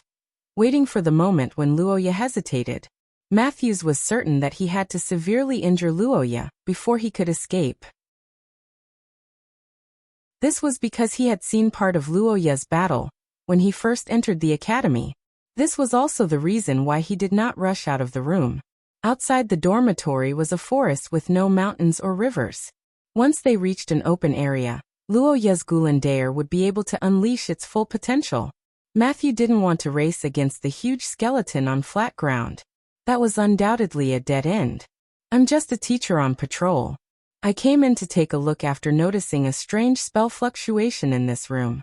That should be why you're hiding here. What are you trying to do? With this thought in mind, Matthew asked the young man in front of him in a righteous manner. Under his realistic acting skills, Wuxia seemed to have really begun to hesitate. After a short silence, The black-haired young man's face flashed with surprise. He hurriedly asked, "You're a teaching staff of the academy. Do you have any evidence?" "I have a teaching staff ID in my pocket. I'm Matthew Scholar, the director of the Student Information Office. You're Luoya, right? I know your mentor. I'll never let this matter go." "What?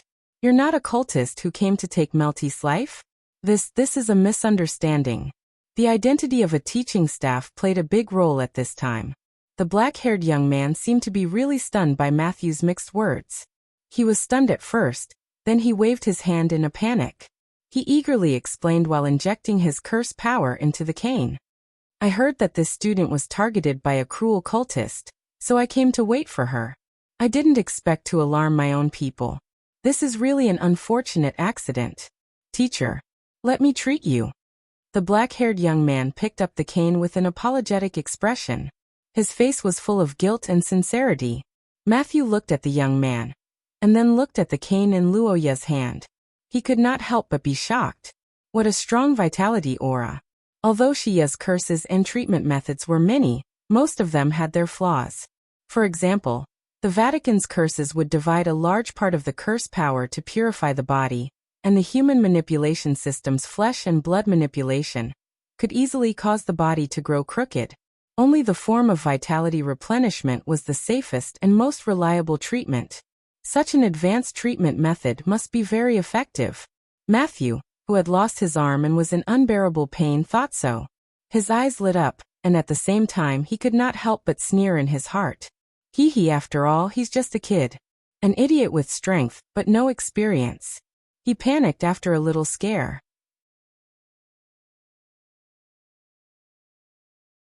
Chapter 287. The bloody light in the forest gradually dissipated, and the bloody rain turned into steaming smoke. The students who ran out of the third dormitory building looked in the direction of the forest in a daze. Some of them even suspected that they were in a dream. The horrifying flesh giant turned into ashes in the light, and the huge skeleton that defeated it was no longer there. Under the dark night, the remnants of the curse power drifted with the wind, dotting the forest like a dream.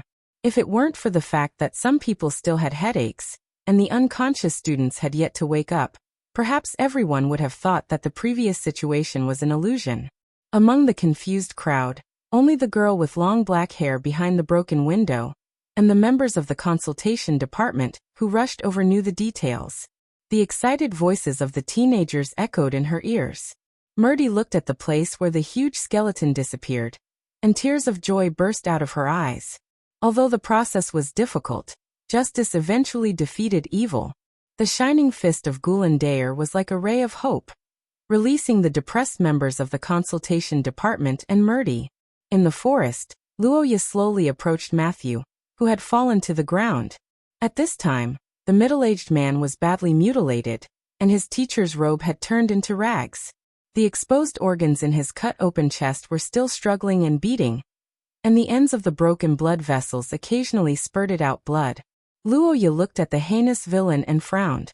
Although Matthew was not dead, more than half of his vitality had been consumed in the sacrifice, and he might not survive the night. Seeing Luoya coming, the cultist, whose face was devoid of skin, weakly cried for help. "Save me, save me." Matthew struggled with all his might, and his eyes were filled with the fear of death. However, Luoya was unmoved, and her expression did not even change. Treating the cultist was purely out of her mind. It was probably the stupidest thing that she could do. After all, once the cultist regained his breath, he could sacrifice or use the secret technique again in minutes. He might even be able to kill the cultist. "Do you think I'm a good guy? I have information. I'll tell you the information." "Information?" Luoya raised her eyebrows when she heard Matthew's words. The middle-aged man struggled for a moment and hurriedly said, "Do you think killing me will end this? Our blood sacrifice church is just a small organization. We are nothing in the eyes of those big guys. They are planning something big, just like 400 years ago." "Ugh. Go on, hey, Matthews?" Luoya narrowed his eyes at the sudden interruption of the middle-aged man's words. But before he could get closer, Matthew's body suddenly began to inflate like a balloon. The next moment, black flames erupted from the depths of his body, enveloping him in a flash. "Ah, Matthew!" Luoya suddenly took a step forward, but it was too late. Matthew screamed in front of him, twitched slightly, and then died completely. His dying body quickly turned into a pile of bones in a few seconds. He was dead. Matthews died just like that. Luoya stared at the pile of smoking charred bones in front of him. His eyes widened in disbelief. As a heinous cultist, Matthew's death was not to be regretted, but he should have died after receiving a fair trial, or after confessing information about other hidden cultists, rather than in this situation. Damn it! Matthew, who was about to become a witness, had died. This made the black-haired young man furious. It was obvious that he had been silenced without even knowing that he had been tampered with. It should be Matthew's words that triggered this spell, but can't you say it faster? At the very least, he should finish his sentence. 400 years ago is just a point in time. What can I know? Even if I say one more word. Luoya gripped his cane angrily, but there was nothing he could do. He stared at Matthew's bones for a long time with a gloomy face, but in the end he could only give up. Half an hour later, a black-haired teenager stepped down from the carriage at Forster Station. It was Luoya who had just dealt with Matthew's side. After returning to the third dormitory area and confirming that Melty was safe and had been protected by the members of the consultation department, Luoya immediately rushed to the other side of the battlefield. Now that their leader was exposed and dead, it was basically impossible for the cultists to have any reinforcements.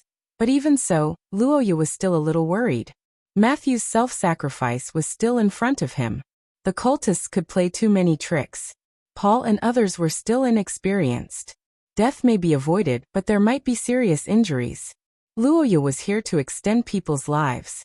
With the help of the Holy One's dagger and Paitila, he could deal with the injuries caused by the cultists in an emergency.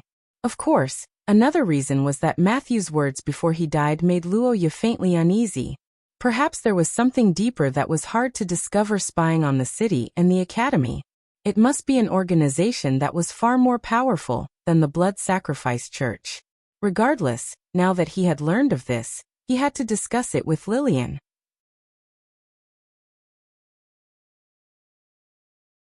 Chapter 288. This is it, right? That hell on earth.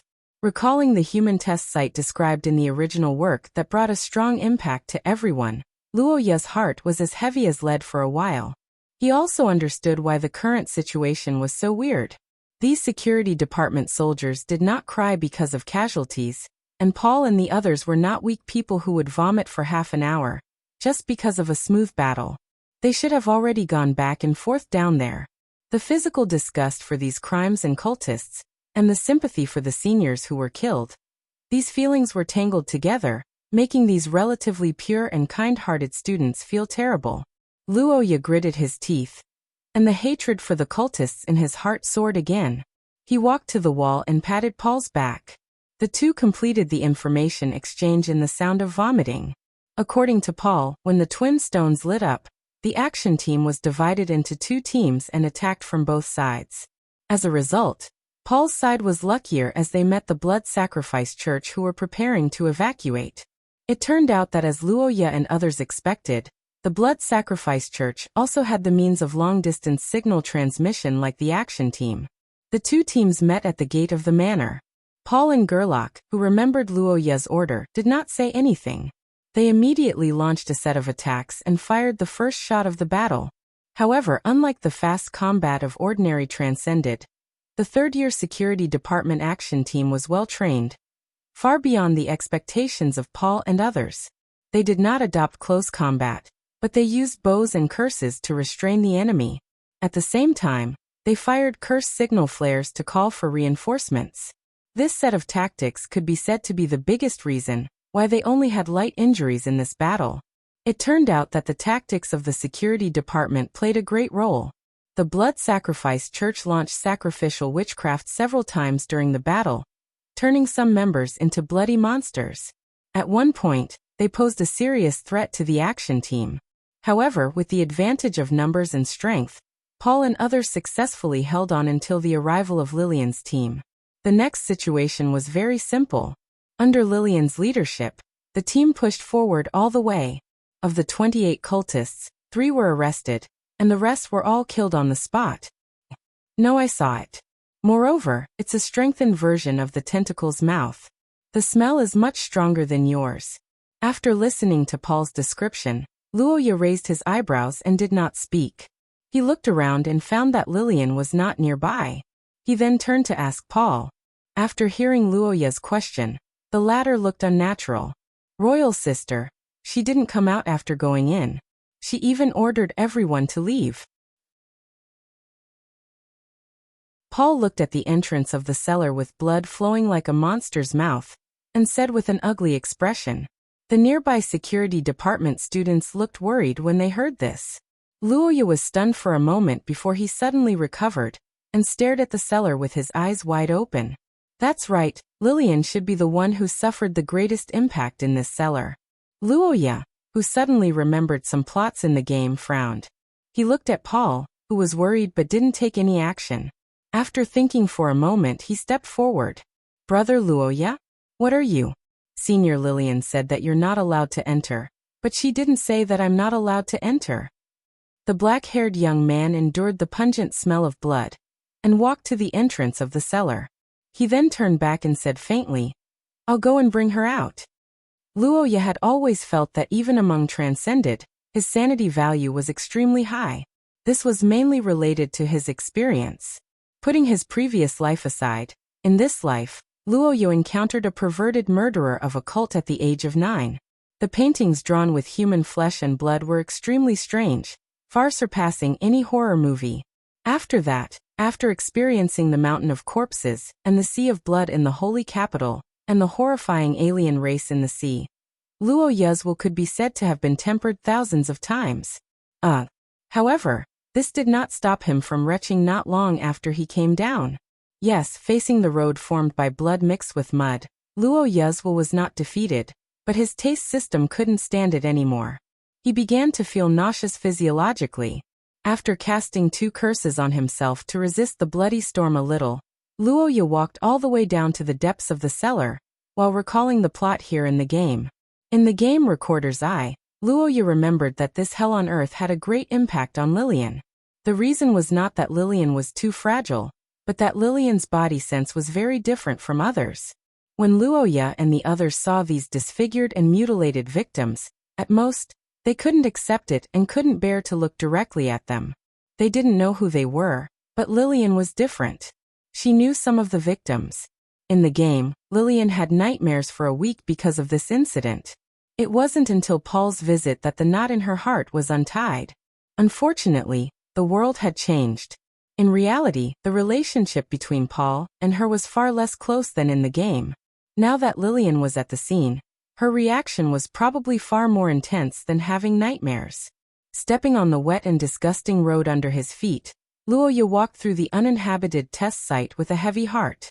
The young man frowned and walked to the end of the cellar. He finally found Lillian in a room similar to a cell.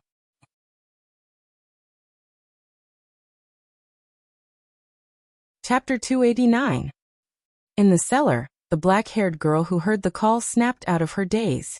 She realized that Luoya had appeared beside her without her noticing.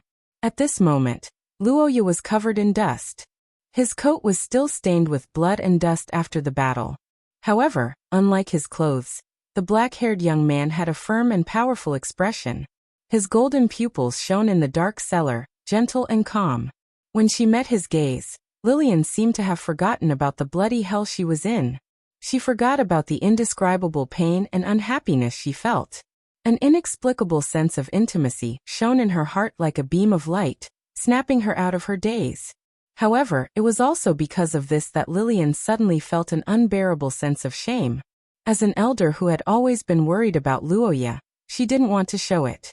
She had an inexplicable feeling of not wanting the young man to see her unrecognizable self. "Don't look at me. Get out." Her hoarse voice issued a strict order. This was the first time Lillian had spoken to Luoya in such a tone since they met. Her words were strong on the outside but weak on the inside, implying that she was imploring him. Unfortunately, Luoya couldn't comply. "I'm sorry, senior sister. We're of the same rank."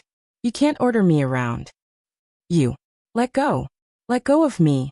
Looking at the girl who kept struggling to retract her arm while crying with her head lowered, Luoya's face twitched. He was filled with regret. He didn't expect that senior sister's condition would be so serious.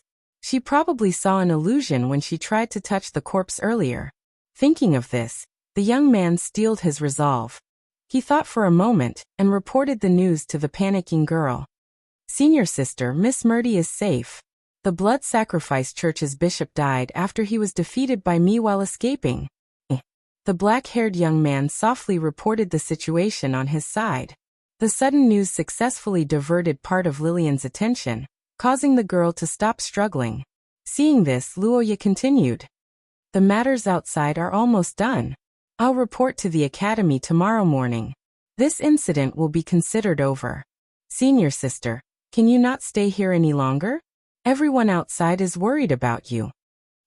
Under Luoya's soft persuasion, Lillian's expression finally softened. However, the corpse of her friend beside her seemed to blame her silently. The young lady turned her head and was about to look again when Luoya stepped forward and blocked her view. Luoya felt like a nightmare to see someone she once knew turn into a badly mutilated corpse.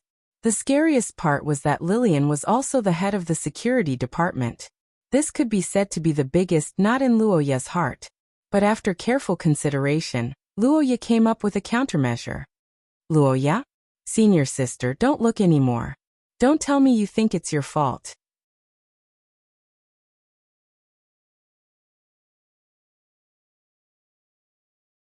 Chapter 290. The moment the bloodline resonance appeared, both Lillian and Luoya's minds went blank. Neither of them expected such a thing to happen. But the next moment, that feeling of perfect harmony instantly occupied their hearts. Before their subjective thoughts were reflected, the bloodline resonance was already using its own method to promote their choice. If a person's happiness and sadness were affected to a certain extent by hormones, then the bloodline's influence was an indescribable yet irresistible sense of intimacy. Although this surging resonance was only for a short moment, it completely changed Luoya and Lillian's understanding of each other, and also solved many mysteries in Lillian's heart. So that's how it is. The purple-eyed girl widened her eyes. She finally understood why she had been acting so strange recently. No matter if it was the natural concern or the uncontrollable pity, it wasn't without reason. The power of being a blood relative had already unknowingly influenced Lillian. Although there was no resonance, every time her and Luoya's spell powers clashed and overlapped, subtle changes would occur. Actually, now that she thought about it, many things were already quite obvious. They were both of the same creation element and the same spell powers. With all these coincidences overlapping, the only explanation was that they weren't coincidences. However, the huge difference in her living environment made Lillian ignore all of this. And when the truth arrived, it brought her a huge surprise. If one were to trace the origins of the Ackerman family and the Alcott family, it had been at least 1,000 years since they met. Lillian viewed this bloodline relationship that spanned countless years as a treasure that Shia had bestowed upon her. A bloodline family, a relationship that she couldn't betray, couldn't hate, and absolutely couldn't be severed. These words spread in Lillian's heart like a hot current. At the same time, Luoya's mind was in chaos. Lillian was his bloodline relative? How was this possible? Disregarding everything else, if this relationship was discovered, Lillian's situation would be, Luoya, we are, senior sister. The black-haired boy looked at the girl who was so agitated that she couldn't speak. He was about to speak when he suddenly felt an uncontrollable spell power rapidly erupting in his body. At the same time, Luoya's black rose ring glowed as if it was resonating with the spell power. Not good. Senior sister, get away from me. Luoya. Luoya, who had already experienced this situation twice, instantly paled and pushed the girl away. Under Lillian's astonished gaze, the torrent of curse power erupted with an unstoppable force. Before he could speak, Luoya's vision turned black, and he lost consciousness. When the black-haired young man opened his eyes again, he was greeted by a starless night sky. He could hear the crackling of flames on wood, and the thick smell of blood filled his nostrils. The cold ground and the night wind made him shiver. Where am I? Luo Ye's hazy brain slowly turned in the darkness, thinking about the current situation and everything that had happened before. The blood envelope incident, the dark space when he was guarding, the explosion of blood when he defeated the cultists, and the scenes of the night before he lost consciousness flashed across the young man's mind. Finally, it came to a tear-stained face that couldn't contain its joy. The moment he thought of Lillian, Luo Ye finally woke up completely. He sat up with his palms on the ground and called out, "Senior sister." His hurried voice echoed in the night, but unfortunately, there was no response. Luo Ye panted under the light of the fire, and quickly realized his condition. It must be a fragment of history, but why did it have to happen at that time? Thinking of the situation at that time, Luo Ye was anxious.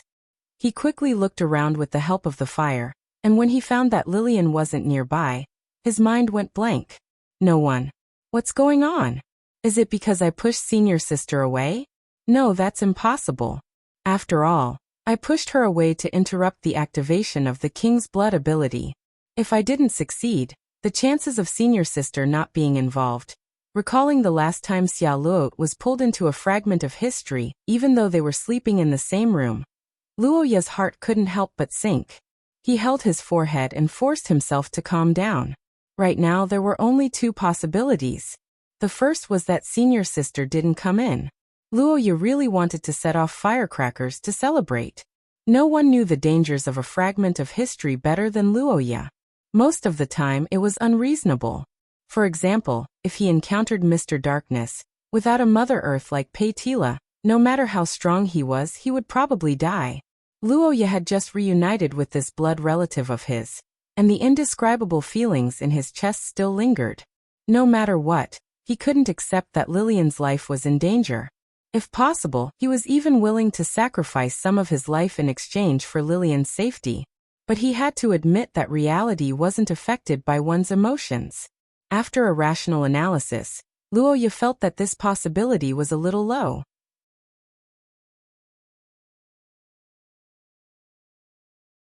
Chapter 291. Saint Heroes Society. Saint Envoy. On the side of the road, Luo Ye stared at the first line of the letter with the help of the firelight. His golden pupils constricted in disbelief, and he suddenly turned around to look at the pile of corpses behind him. They're from the Saint Heroes Society?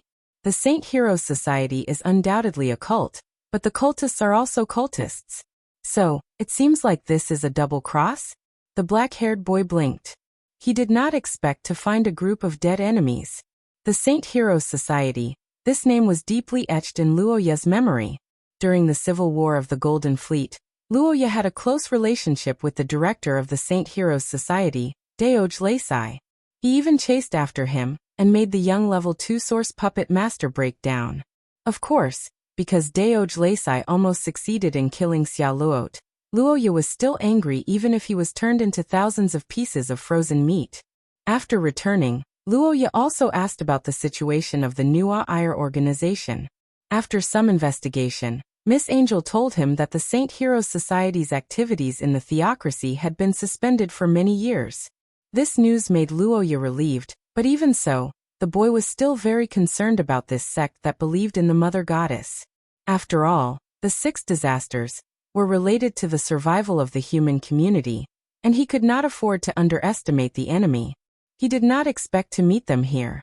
After reading the letter, Luo Ye first determined the current time, 612 of the Third Era, which was almost 400 years away from the era Luo Ye lived in. The location was also very clear, near the scholar's country Leinster. This era should be the time of the Second War of the Mutants. As for Leinster, it seems that there was a turmoil. The boy muttered to himself as he recalled the background of the era. At the same time, he tried his best to think about the content of the scholar's country, but he found that there were quite few impressions. As a huge disaster that threatened the entire human world, the main theme of this era was undoubtedly the Second War of the Mutants. Most of the writers of history were used to describe this long and drawn-out war, to record the tenacious and unyielding spirit of mankind, and to write a heroic story that could be both praised and wept. Luo Ye wouldn't be able to finish talking about all these in a day. However, as for the scholar country, There really wasn't any record of it. In the end, it was still too long ago. 800 years was enough to bury a country like the Sophia dynasty in history. Leinster from 400 years ago was not even worth mentioning compared to the frontline that was rolling in the blood of the aliens. Luoya only remembered that there was a book that said there was a turmoil caused by the cultists in the Kingdom of Scholars, and this was also confirmed by this letter. The sender of the letter was Bradley, the president of the Leinster branch of the St. Heroes Guild. The content of the letter was very simple. It was a plea for help. Currently, there was indeed a cult riot in Leinster City, which was probably caused by the deployment of too many human elites to the front line. Unfortunately, the main character of this riot was not the St. Heroes Society, but the Brotherhood of Redemption. The relationship between cults was probably a blind spot for many people. Laymen often thought that jackals of the same tribe would inevitably collude with each other, but in fact, this was completely wrong. Different cults had different goals. For example, the St. Heroes Society was a cult that longed for the 6 disasters, to purify the world and lead everyone to return to Mother Goddess. Strictly speaking, its purpose was to destroy human civilization. Luoya didn't know the purpose of the Brotherhood of Redemption, but one thing was certain. They didn't believe in Mother Goddess, so they probably didn't like the 6 disasters. And even if the Brotherhood of Redemption was also a group of idiots who wanted to destroy the world, they would never cooperate because they did not believe in the same God. They would be considered heathens if they did not believe in the same God. Once the heathens achieved their goal, even if the result was the same, they would still lose. Therefore, although they were all evil, they would never pee in the same pot. And now, the situation in Leinster had proven this point with facts. According to the letter, the Brotherhood of Redemption had almost completely occupied Leinster with the help of a sacred relic. The defenders and the surviving residents of the city had retreated to St. Freya's College and activated the defense mechanism of the city within the city. The Brotherhood of Redemption saw this and temporarily changed their target, killing the cultists in the city who disobeyed their leadership. The St. Heroes Society was the first to bear the brunt and suffered heavy losses.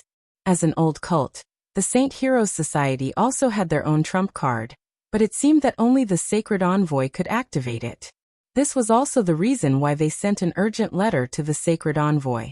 But unfortunately, the St. Heroes Society couldn't wait for their Sacred Envoy, because after confirmation, Luoya found that the so-called Sacred Envoy was the dead young man. There's no saving him. Goodbye. After reading the entire letter, Luoya had a basic understanding of the current situation in Leinster City. He was happy to see this dog-eat-dog situation, but at the same time, a choice appeared in front of him, and that was to enter the city or not. It was obvious that compared to the complicated situation in Leinster City, where all parties were fighting, the wilderness was much safer despite its hardships. Just hide in the woods for half a month, and at the very least they could keep their lives. That's right. Luoya was actually unwilling to get involved in this mess. After all, he was not in a good state now. This time, the timing of entering the historical fragment was too bad. Unlike the previous 2 times when he was full of energy, Luoya had just defeated Matthew, who sacrificed himself. In the process, he overdrew his vitality and used the touch of frozen earth. Although the extent was very light compared to the past, the side effects were still there. After entering the city, no matter if he encountered the St. Heroes Society or the Brotherhood of Redemption, it was basically unavoidable to fight. The only one he could rely on was the Academy, which was the weakest. To get there, he would have to pass through a large area occupied by the enemy. And most importantly, even if he arrived, Luoya, who had no identity in this era, should not be able to enter. In the war against the cult, it was common sense to never let a traitor sneak in even if there was a shortage of people. Not entering the city was undoubtedly the safest situation, but on the other hand, there were also many problems. First of all, naturally, there was the system's evaluation and harvest. Although the historical fragment was unusually dangerous, it would bring a huge leap in Luoya's strength every time. This was without a doubt. Not entering the city was equivalent to giving up this precious opportunity. On the other hand, it was the 612th year of the Second Era. At this time, The Dusk Sage Society should not have disappeared yet. The scholar should be in the academy, and there was nothing better than seeing the scholar in person to solve the mystery.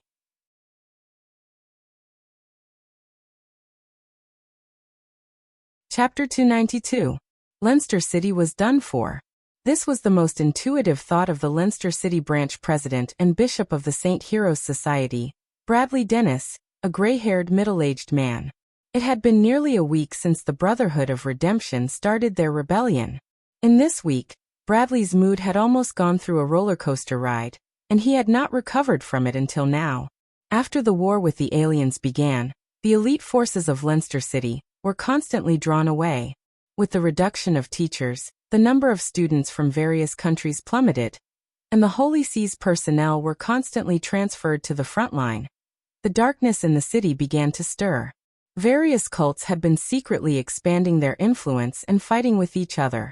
This situation had been going on for 10 years. During these 10 years, it was not that the upper echelons of the human race did not know about their little tricks, but they had deliberately ignored them. The reason was very simple. They no longer had the heart and power to control them.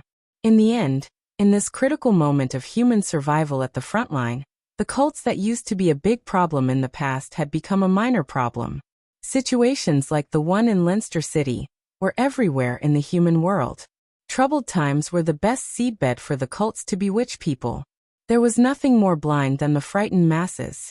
They were like ignorant lambs being driven around. But what Bradley did not expect was that in this unprecedentedly comfortable environment, when everyone could eat and sleep well, and when their forces were expanding, someone would actually flip the table. The Brotherhood of Redemption was an ancient organization inherited from the World Salvation Society of the Second Era. It had been rooted in the country of scholars for hundreds of years. Although it was not as strong as the St. Heroes Society, it was still a big tree with deep roots. In the past 10 years, it had developed rapidly and had many conflicts with the St. Heroes Society.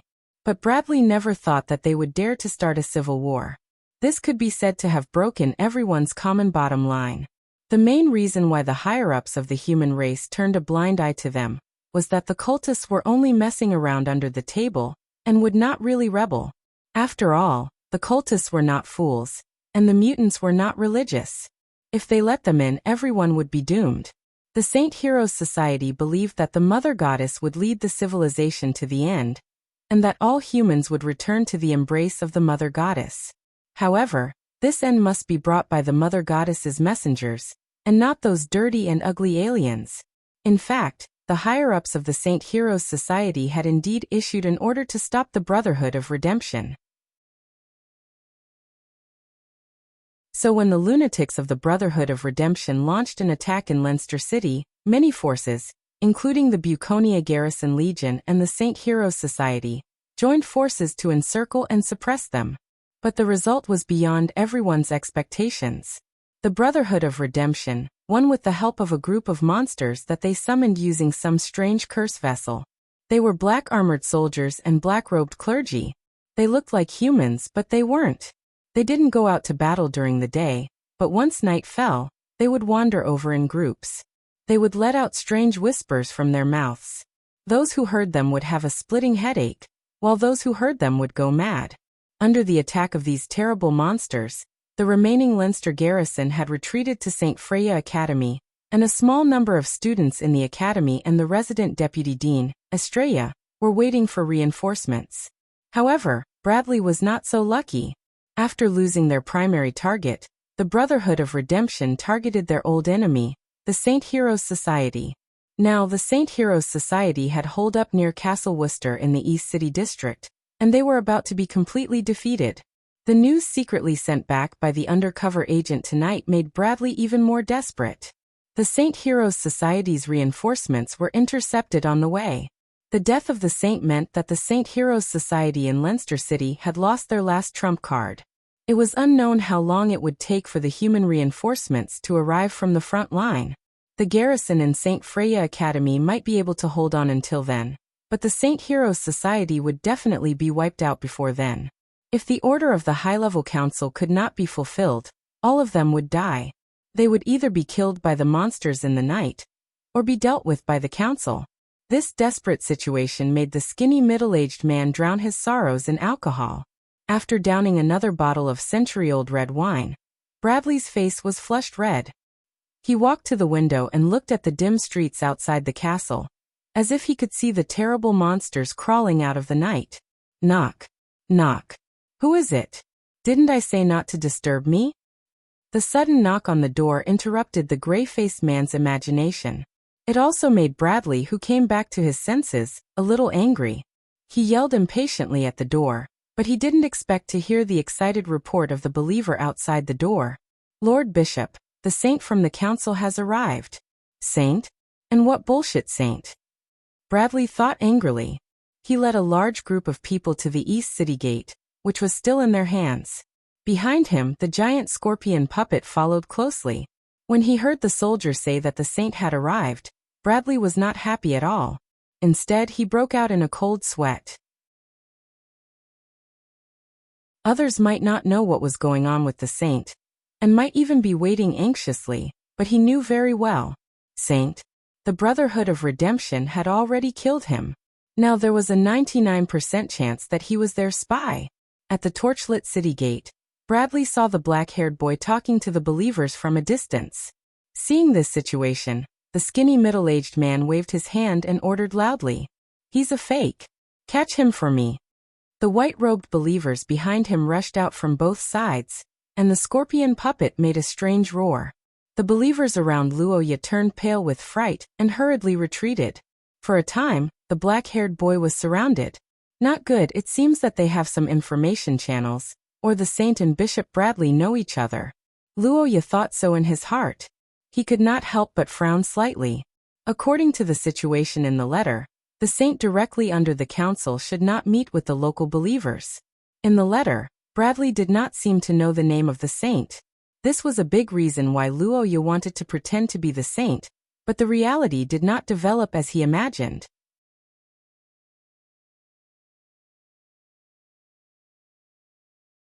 Chapter 293. At the east city gate of Leinster, countless white-robed men surrounded the young man at the gate with torches in their hands.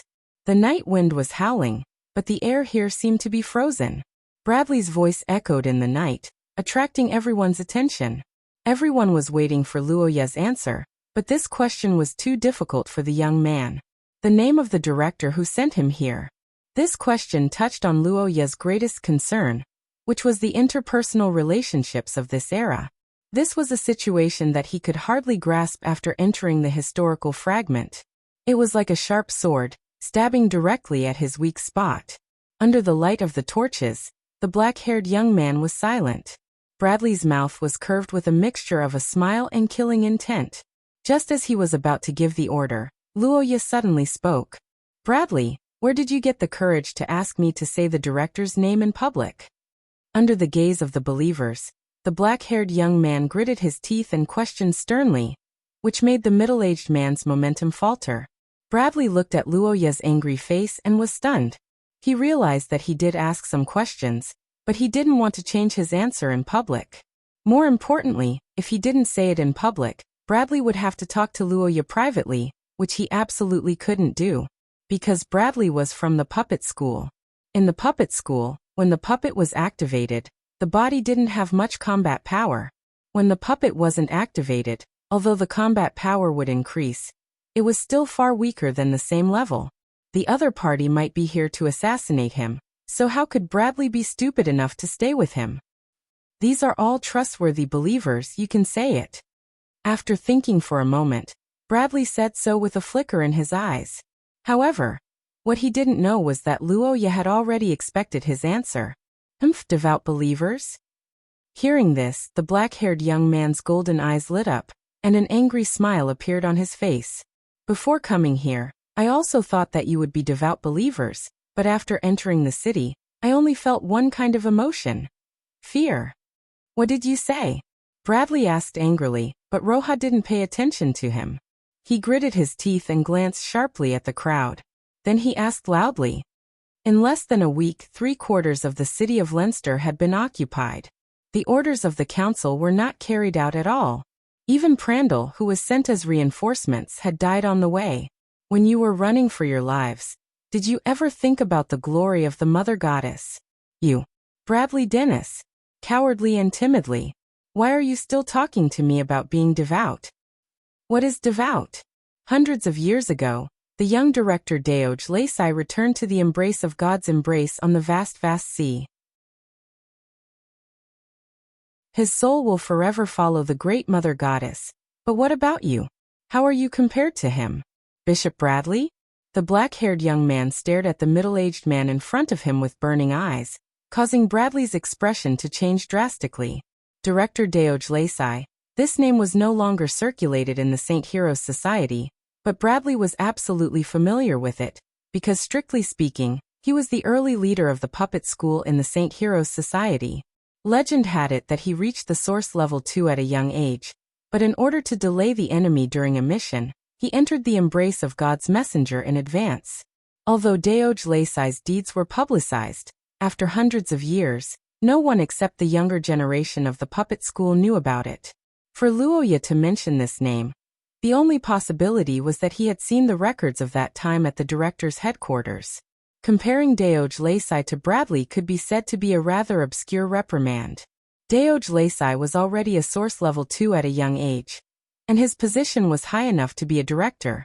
Bradley, who was so old, had just broken through to the Source Level 2 not long ago and was only a bishop.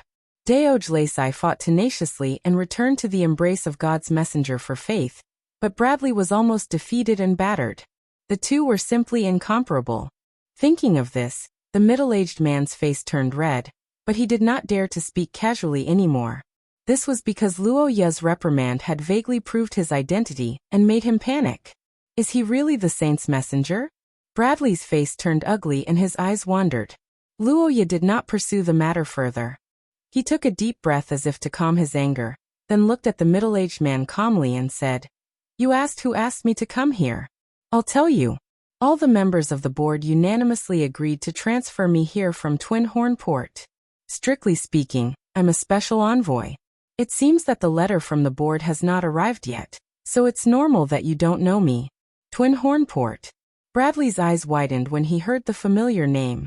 That was the resting place of God's messenger, that only the higher-ups of the Saint Heroes Society knew about. It was a pilgrimage place for the believers of Mother Goddess, and because it was also the place where Daoj Lacey died, Bradley had been there once when he was young, and was one of the few bishops who knew about it.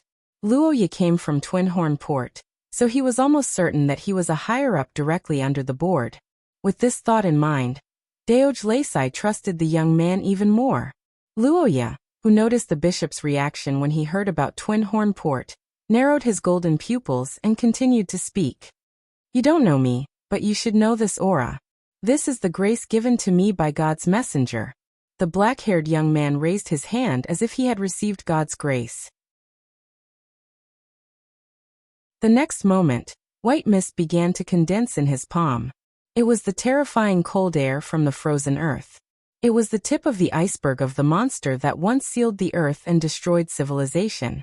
The moment it was released, the believers felt uneasy, but Bradley felt as if he was struck by lightning.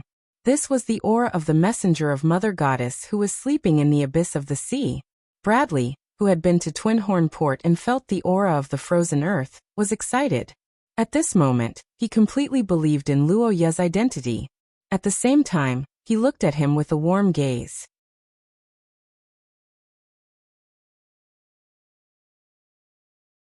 Chapter 294. The Saint Luoya had become the light in the hearts of all the believers of the Mother Goddess tonight. He was the Redeemer, the grace of the Mother Goddess for her desperate children. He was also the Punisher, the thunder and lightning that judged all blasphemers of the Mother Goddess. In the eastern district of Leinster, the fearless believers began an unbelievable all-out counterattack with red eyes. The front line formed by the black-armored soldiers and black-clothed clergy was destroyed as the battle cries shook the entire city. Beside the black-haired youth, the most elite disciples of the Mother Goddess formed a personal guard, pledging their lives to protect the greatest saint. Bishop Bradley's eyes were red with bloodlust as he stood on top of the giant scorpion puppet, leading the charge. He knew that this was his last chance. "The Mother Goddess is watching me." The passionate fanatics roared and rushed into the crowd to launch a suicide attack.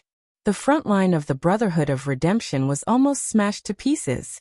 Realizing that something was wrong, the Brotherhood of Redemption hurriedly sent reinforcements, but they still could not stop the burning soldiers. Damn it!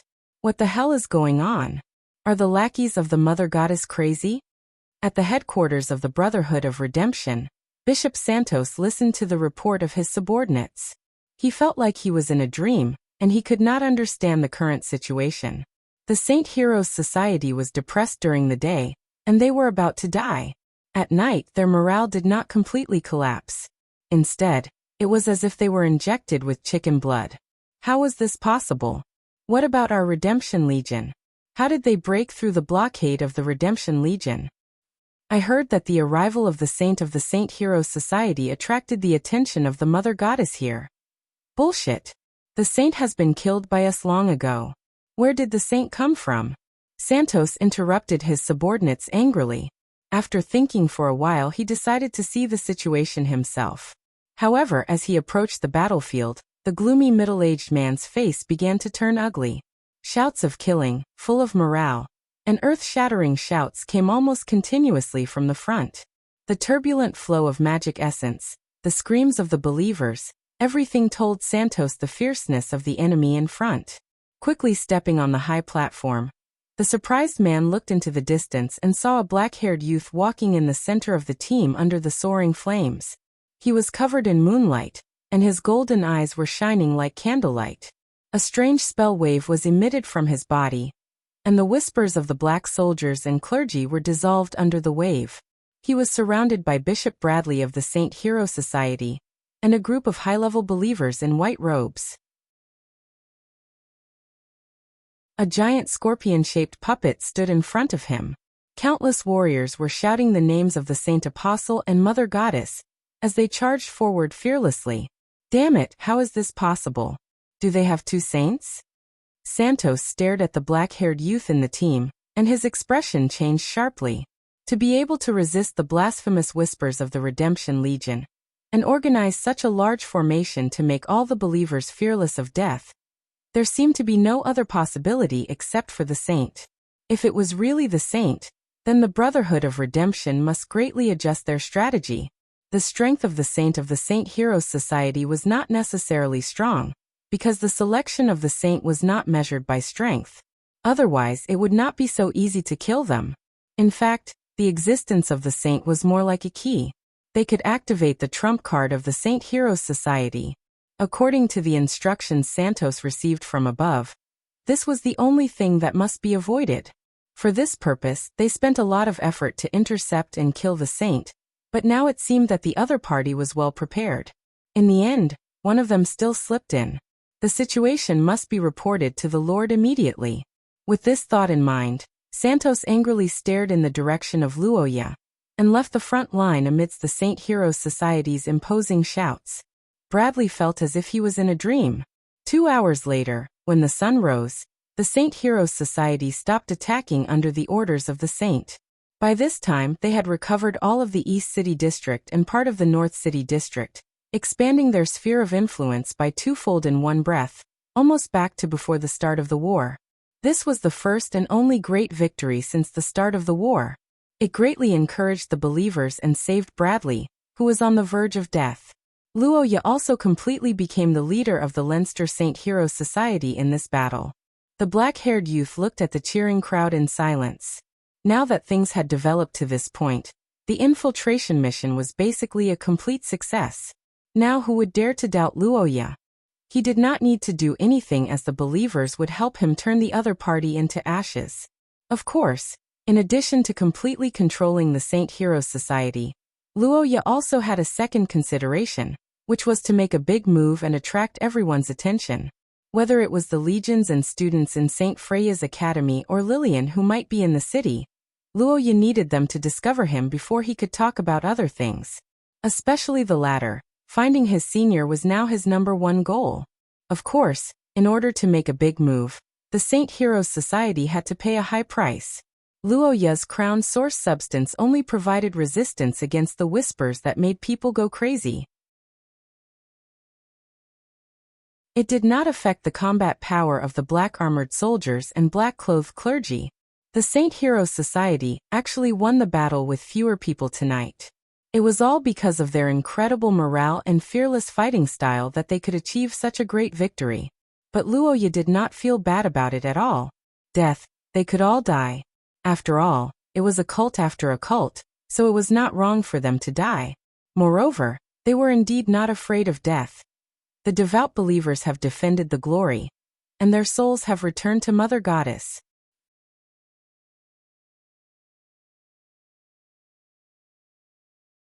Chapter 295. Lillian knew that she wasn't normal right now. For the first time since she was born, the young girl's mind was in a mess even though her body was perfectly fine. All sorts of messy information converged, and intense emotions cut her nerves like sharp knives. Luoya had expected that Lillian's emotions would be unstable. After all, the young man believed that Lillian's friends who had died tragically in the cellar had a huge impact on her and shook her spirit. Suddenly entering a part of history made it even more difficult for her to get used to it. However, what he didn't know was that none of this was important to the current Lillian. Right now, there was only one thing in Lillian's mind, and it was a fact that she couldn't accept. Her younger brother had gone missing. If Lillian recalled correctly, before they parted, Luoya had indeed told her that he had killed the evil cult's bishop, Matthew, and that he wasn't in a good condition. In this dangerous world filled with monsters, in a city that was both familiar and unfamiliar, what did it mean to be in a bad condition? Lillian didn't dare to think about it, because those thoughts would probably drive her insane. It's all my fault. If I didn't touch him, the black-haired young girl muttered to herself. The uncontrollable worry and regret in her heart made Lillian choke up. When Luoya entered the academy, Lillian had received an order from the Austin Empire's emperor, Lucas, that she wasn't to come into contact with the Akkad family. Strictly speaking, Lillian could have avoided this situation completely. Although Luoya had caught her, the young man was wearing gloves, and Lillian was the one who had caused the situation to develop to such a state. In the end, it was because Lillian had let down her guard after being together for such a long time. Especially when she heard Luoya say, "I need you." Lillian felt as if a certain part of her body had been mended, and she couldn't help but want to get close to him. However, she didn't expect that her unbridled desire would drag her newly recognized younger brother into such a dangerous situation. The irritating whispers entered her ears again. The black-haired young girl's purple eyes turned, and she looked coldly at the countless monsters hiding in the building. So noisy. The girl who had her thoughts interrupted waved her hand. In the next moment, a dense rain of arrows was shot towards the enemy. The black-armored soldiers and black-robed clergy fell in droves under the attack. Amidst the sound of the horn, the armored soldiers raised their swords and charged forward. They began to annihilate the enemy one by one. The sound of clashing swords and shattering armor continued. The smell of blood also spread rapidly. Lillian looked at these strange enemies and her heart was filled with concern for Luoya. According to her understanding from last night, the annoying murmurs of these monsters would cause headaches or even madness for ordinary people. However, the effects on Lillian were much weaker. Although Lillian would feel uncomfortable every time she heard the murmurs, her bloodline would react and counteract the terrifying effects, as if it was protecting her. She was doing well for the time being. But what about Luoya? Although they were of the same bloodline, Luoya was only level 4 of the source level. His body was not in good condition. Could he resist these monsters? The black-haired young girl beside the overturned holy statue clenched her trembling hands. She felt that if she continued to think like this, her mind would not be able to hold on. Sensing this, the young girl repeatedly took deep breaths. Her brain began to think of a way to find Luoya. After a month of interaction, and the blood envelope incident, Lillian had a good understanding of Luoya. Therefore, she could more or less predict his behavior. As a meticulous person, Luoya would not rashly go to the academy now. Neither he nor Lillian could enter under such circumstances. Even if they did, the two of them would definitely be detained and supervised. Losing his freedom in such an inexplicable environment was undoubtedly a bad move. Luoya would not choose that. Therefore, the only choice left was the outer city. This area was currently the most chaotic place in Leinster. According to the information obtained from the cultists last night, 2 cultists were fighting on a large scale. These monsters were the trump cards of one of the cultists. Would Luoya side with the cultists? How could that be? Her beloved brother was kind and righteous, law-abiding. How could he be involved with cultists? Lillian shook her head as she thought. She did not know that Luoya had become the leader of a cult in a single night. Her analysis suggested that Luoya must be defending himself against the monsters with the advantage of his bloodline. Of course, all of this was built on the basis that Luoya wanted to find her sister and reunite with her. Otherwise, the forest outside the city would be the least dangerous choice.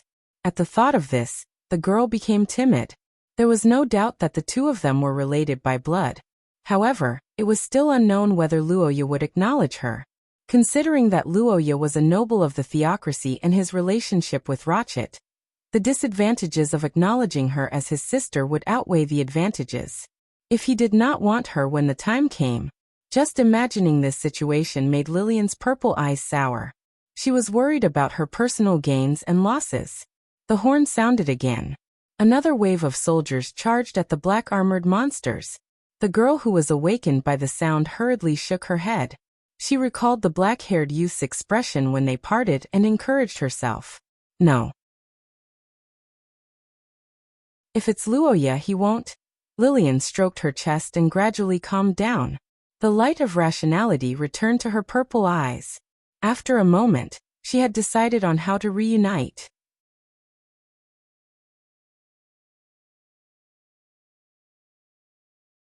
Chapter 296.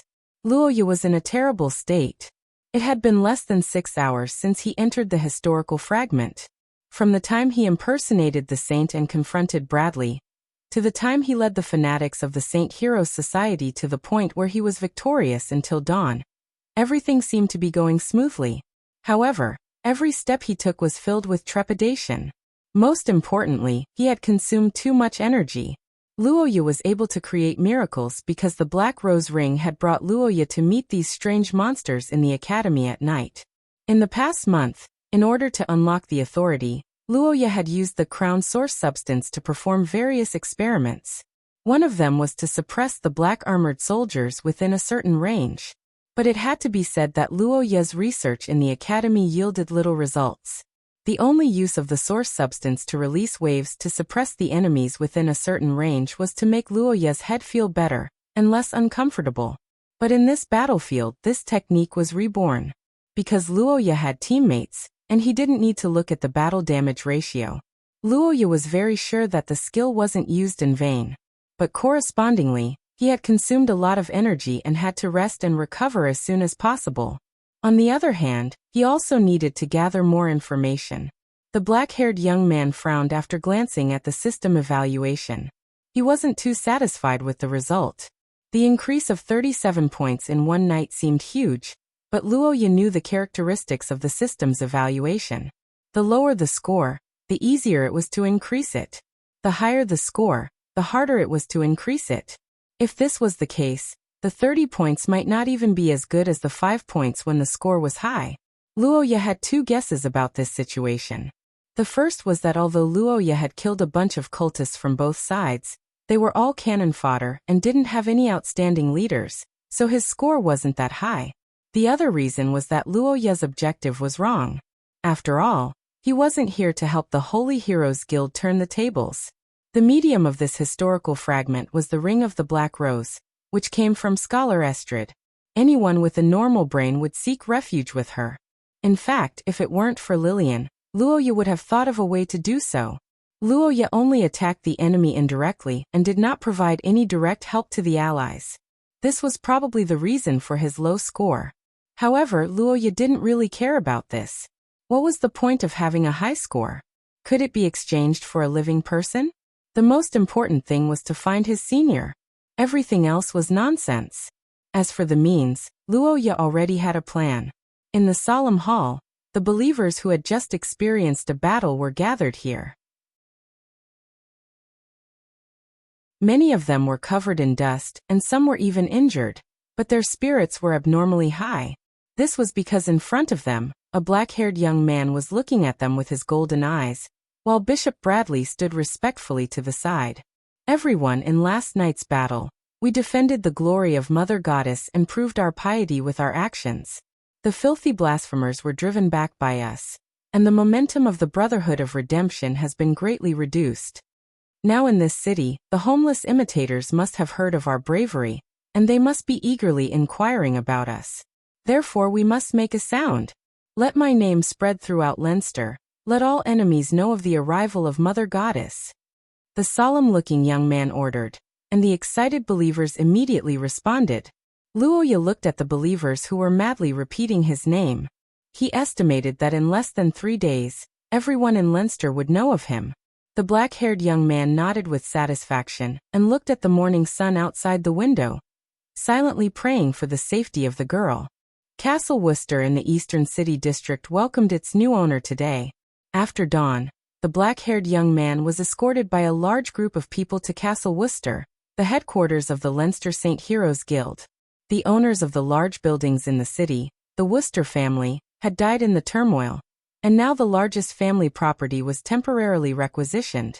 After stepping on the red carpet that represented victory into the castle, the loyal believers immediately strengthened the security here, with sentries every 5 steps and sentries every 10 steps.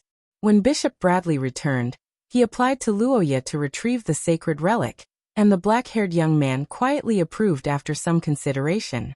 On the one hand, Luoya's identity as a saint envoy was destined to personally control the so-called sacred relic of the Saint Heroes Guild.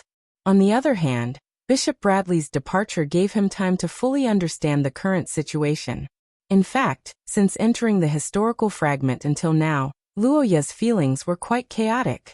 In the past, the forces in the 2 historical fragments would choose one of the 2, and one side would have the ancestors, so there was no need to think at all. The purpose of both sides was also very clear, so he just had to follow and be done with it. But this time was different. Not only had the forces become 3, but Luoya could not even figure out what each of them was doing. On the surface, it seemed that the Brotherhood of Redemption was attacking the city, the Evening Sage was defending the city, and the St. Heroes Guild was being beaten, but in fact, all 3 sides had a strange feeling, which made Luoya feel uneasy. First of all, the Brotherhood of Redemption. At such a critical juncture in the war with the aliens, this group of people suddenly rebelled. Was it really just because they were sick? And what was the meaning of this rebellion? What did they want to do? In history, all rebellions had to overthrow the old forces, so they had to have a good reason. But the Brotherhood of Redemption actually released so many black monsters, and if it were not for the other 2 sides restraining them, they would have directly massacred the city. Who would follow such lunatics? How could this rebellion succeed? Or was it that the Brotherhood of Redemption was a rebel volunteer, and he rebelled for the sake of rebelling? Secondly, the garrison troops and students in St. Freya Academy basically belonged to the Evening Sage Guild. This group of people also had problems, and the biggest problem was last night. Last night, Luoya led the fanatics to attack the Brotherhood of Redemption, and had the upper hand the whole time. The momentum was unprecedentedly great, and almost all the monsters in the North City District were attracted. This situation was simply a heaven-sent opportunity in military terms. As long as St. Freya Academy opened the city and sent troops to attack from the front and back, the Brotherhood of Redemption would definitely be beaten to a pulp last night. At that time, the St. Heroes Guild and the Brotherhood of Redemption would each occupy half of the periphery of Leinster, and the situation would obviously be much better. But in the face of this heaven-sent opportunity, they were actually indifferent. Was it purely because of poor command and passive defense, or was there a reason why the scholars and guardians could not come out? The last one was the St. Heroes Guild, who played the role of the younger brother in this war. In fact, they were indeed the younger brother, but since they were the younger brother, why were they still stubbornly holding on?